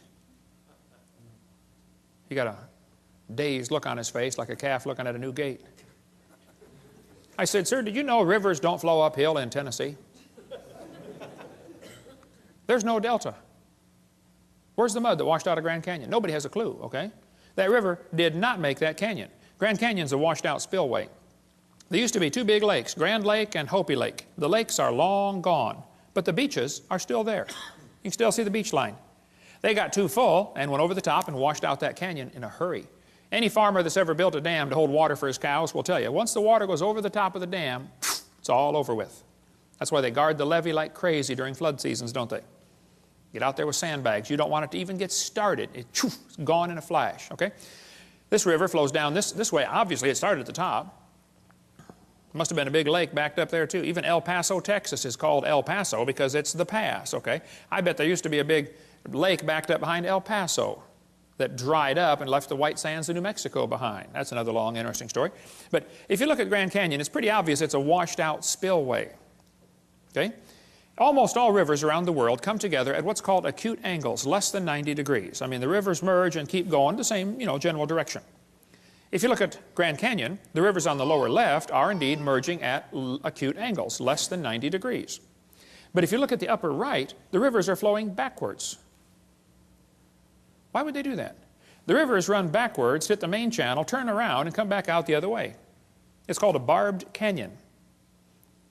There aren't many places like this on the planet. Well, this is evidence that a lake is draining, and as the water's running off the spillway backwards into the channel, it turns around, or off the dam, water runs off the dam into the low place, turns around and comes back out through the crack, through the breach in the dam. Grand Canyon was not made by the Colorado River over millions of years. That is one of the lies you kids are going to face in your textbook. It's just not geophysically possible for that to happen. Now, are there any farmers or vets in the crowd that might know what this machine is? What is that, brother? That's a calf puller. That's a what? A calf puller. Once in a while, a cow has a hard time having that baby calf, and so they get the calf puller out, tie the cable around the calf's legs, and jack the calf out of the cow. You get a few tons of pressure on there, calf comes right out, no problem. Well, one day, this farmer was out pulling a calf. It was a breech birth. The back feet are coming out first. That's not good, but it happens once in a while. So the farmer had the calf puller out there, and he's trying to pull the calf out of the cow. And a city fella stopped his car to see what on earth is going on. And the farmer said, have you ever seen anything like this before? The city fella said, I have never seen nothing like this. The farmer said, do you have any questions? The city fella said, yes, sir, I have one question. It's been bugging me for 10 minutes. The farmer said, well, what's your question? And the city fella said, how fast do you figure that calf was going when it ran into that cow? No. We're not separating the wreck here, fellas. You know, it's possible for two people to be looking at the same thing, and one of them is getting the wrong idea of what he's looking at. The Bible warned us that was going to happen. Knowing this first, there shall come in the last days scoffers. Did you know there are people that scoff at the Bible? I deal with them on a regular basis. I attract them like a lightning rod. They scoff, it says, because of their lust. There's no scientific reason for them to reject the Bible. They just don't like that book because it chaps their hide. So they're scoffing because of their lust, not because of their science, okay? Even Huxley admitted, I suppose the reason we leapt at origin of species was that the idea of God interfered with our sexual mores. We don't want God telling us what to do. Okay? Arthur Keith said, evolution is unproved and unprovable. We believe it because the only alternative is special creation, and that is unthinkable. The Bible says they did not like to retain God in their knowledge. For this cause, God shall send them strong delusion. Anybody that believes they evolved from a rock 4.6 billion years ago, I would say is strongly deluded. You would have to have help to be that dumb. You could not do it on your own. You'd have to have years of training and conditioning to believe such a silly idea. Hey, is it possible for a person to go insane? I mean, absolutely loony? Oh yeah, it happens, doesn't it? Okay. Is it possible for an entire group of people to go insane? Can you imagine over 900 people drinking poison Kool-Aid and killing themselves? A whole group went insane. Is it possible for an entire nation to go insane? You know, like millions and millions of people go just plain old nuts? Oh, it's happened, folks. Hey, is it possible for the entire world to go insane? Well, the Bible says the great dragon was cast out, that old serpent called the devil and Satan, which deceiveth the whole world. I think we're living in a time when just about the whole world has gone nuts. They believe they come from a rock 4.6 billion years ago. How dumb can you get? 2 Peter goes on to say, where is the promise of his coming? That's what the scoffers are going to say. For since the fathers fell asleep, all things continue as they were from the beginning of the creation. That's an important phrase. The scoffers are going to say, the way things are happening now is the way they've always been happening. Long, slow, gradual processes. The Bible says the scoffers are willingly ignorant. Willingly ignorant. In the Greek, that means dumb on purpose. They're willingly ignorant of how God made the heavens and the earth, and they're ignorant of the flood. The world was overflowed with water and perished. We cover more on that on videotape number 2 of our series. But one of the scoffers in the last days was a guy named James Hutton. Now, James Hutton lived in the late 1700s. James wrote a book and said the earth is millions of years old.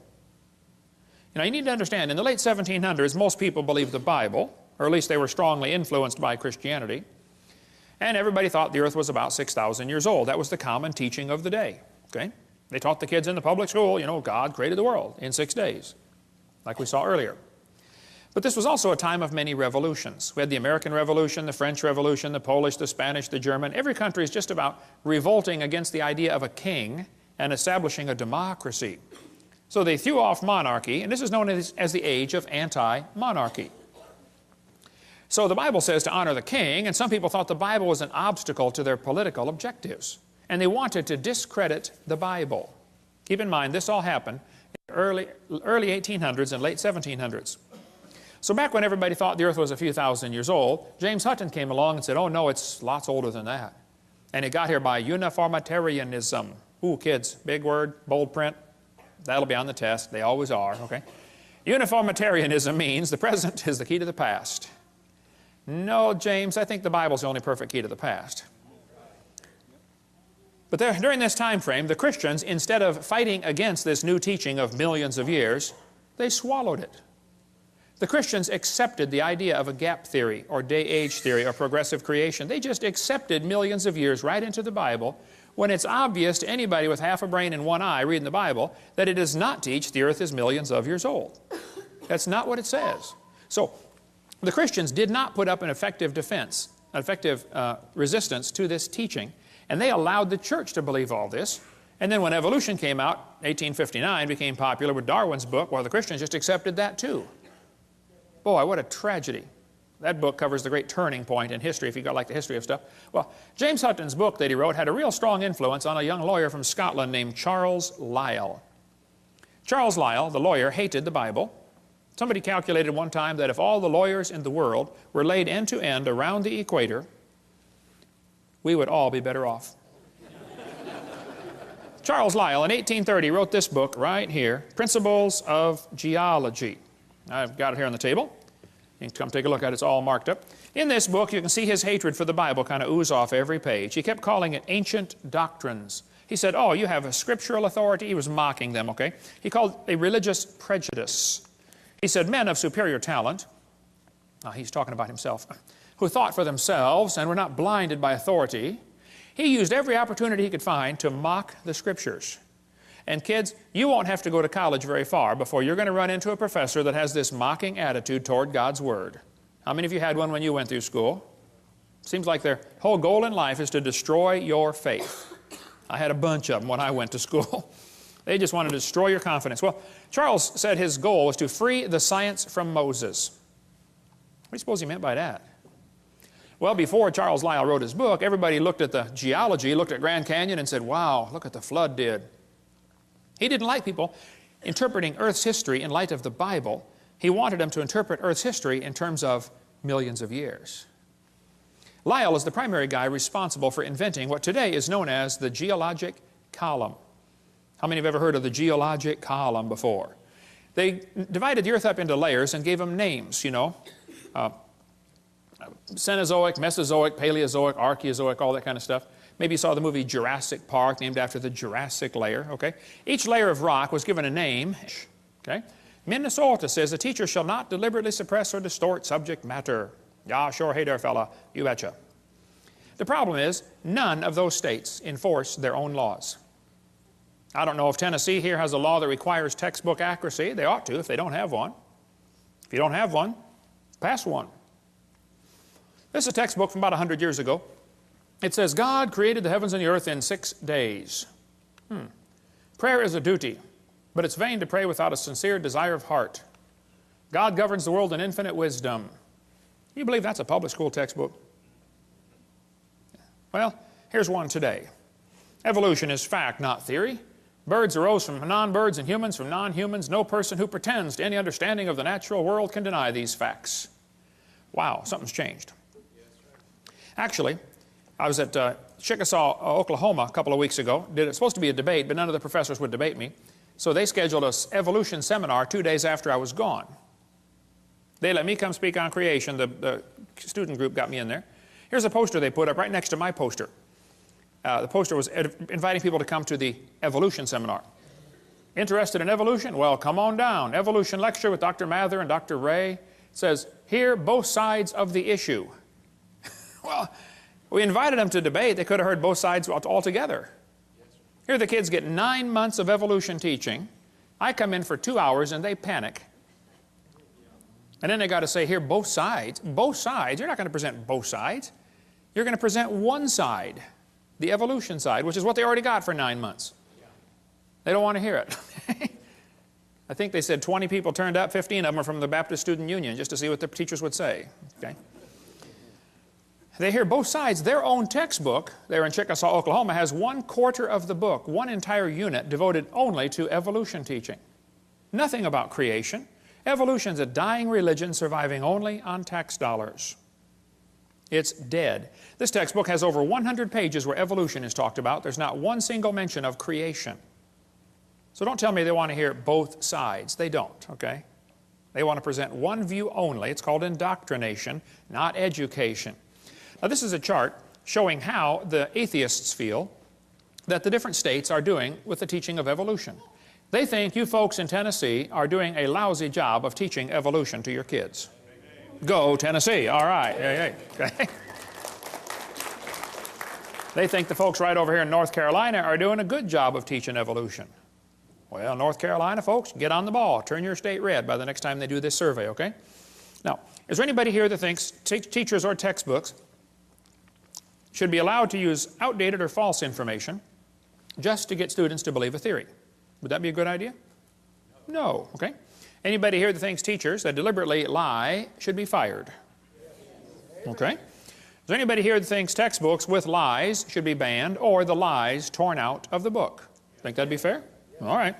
Well, buckle up, hang on, let's go. It's always amazed me how two people can look at the same thing and come to opposite conclusions of what they are looking at. You know, two people can look at Grand Canyon. One of them believes in evolution. He looks at the canyon and says, wow, look what the Colorado River did for millions and millions of years. The Bible-believing Christian stands there, looks at the same canyon, and says, wow, look what the flood did in about 30 minutes. Now, how was that canyon formed, huh? Textbook says over millions of years, the Colorado River carved the Grand Canyon from solid rock. Oh, now, hold on a second, okay? It's a fact Grand Canyon exists. I've been there a bunch of times, studied. I taught earth science for 15 years. I love studying Grand Canyon. There are two interpretations of how it got there. The evolutionists will say it formed slowly with a little bit of water and lots of time, like, you know, billions of years. The creationists will say, no, it formed quickly by lots of water and a little bit of time, like a big flood in the days of Noah. And the guys who believe in evolution are always trying to erase the line between their interpretation and try to include it as if it is part of the fact. No, it's just your interpretation, guys, okay? This textbook says, the Colorado River has cut through layer upon layer of rock over millions of years. Well, now hold on a minute. This textbook says, the Colorado River cut through 2,000 meters of rock, exposing sediment layers like huge pages in the book of life. Scan the canyon wall from rim to floor and you look back through hundreds of millions of years. I don't think so. I was in a debate one time and this atheist said, Hovind, you're so stupid. Don't you know it took millions of years to carve the Grand Canyon? I said, well, sir, there's a couple things you ought to learn about Grand Canyon. If you built a dam across Grand Canyon, a huge lake would fill in behind it, covering several states, okay? I mean, take a lot of dirt to build a dam, but if you could build a dam across that canyon, you'd have a really big lake. Actually, some of the water from Wyoming drains through the Grand Canyon. It has a huge drainage pattern. There's a picture of it, satellite false color image. You can see Grand Canyon right there, a big gash right across a ridge in the mountains. You folks in Tennessee know what a ridge is. Not really a mountain, just a big long ridge, okay? I've flown by and taken lots of pictures. I asked the pilot one time, I said, man, are we going near Grand Canyon? He said, yeah, about 100 miles. I said, can you get permission to, divert and go closer? He said, let me see what I can do. He got permission and we flew right over the top of the canyon. I'm taking pictures like crazy, Dr. Hovind taught science for 15 years. Then he got his PhD in education. He's always had a love for teaching.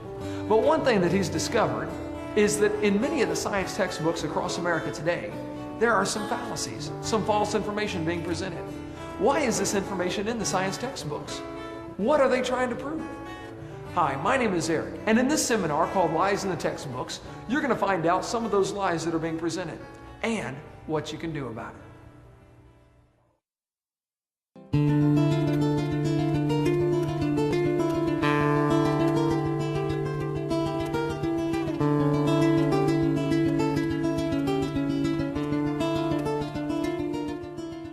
Well, welcome to our seminar on Lies in the Textbooks. My name is Kent Hovind. I taught high school science for 15 years. And now since 1989, I've been doing seminars on creation, evolution, and dinosaurs.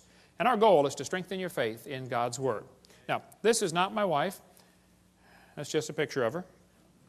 We live in Pensacola, Florida. Been there 16 years. Have 3 children, 1 of each. And I got them all married and the dog died. Praise God, so I'm home free. And as we mentioned earlier, we have 4 grandkids so far, and that's God's reward for not killing your own kids when you thought about it. So we got a whole tribe, and they all live right around me and all work in our ministry. It's a real blessing to all have them right there. God's given us an amazing staff of people at Creation Science Evangelism. Our purpose is to get people saved, okay? We like science at our place. We have Dinosaur Adventureland. We have a science center, a theme park, and a museum, all kinds of cool science stuff. Some people try to say, well, you Christians are against science. No, I like science. I'm against evolution because it's not part of science. Evolution's a lie, okay?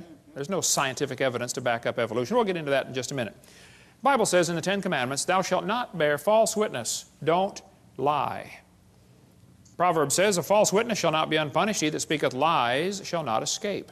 God hates liars. The Bible says they delight in lies, okay? These 6 things doth the Lord hate. Yea, 7 are an abomination unto him. A lying tongue, then a couple of verses later, a false witness that speaketh lies. Out of the 7 things God hates, 2 of them are liars.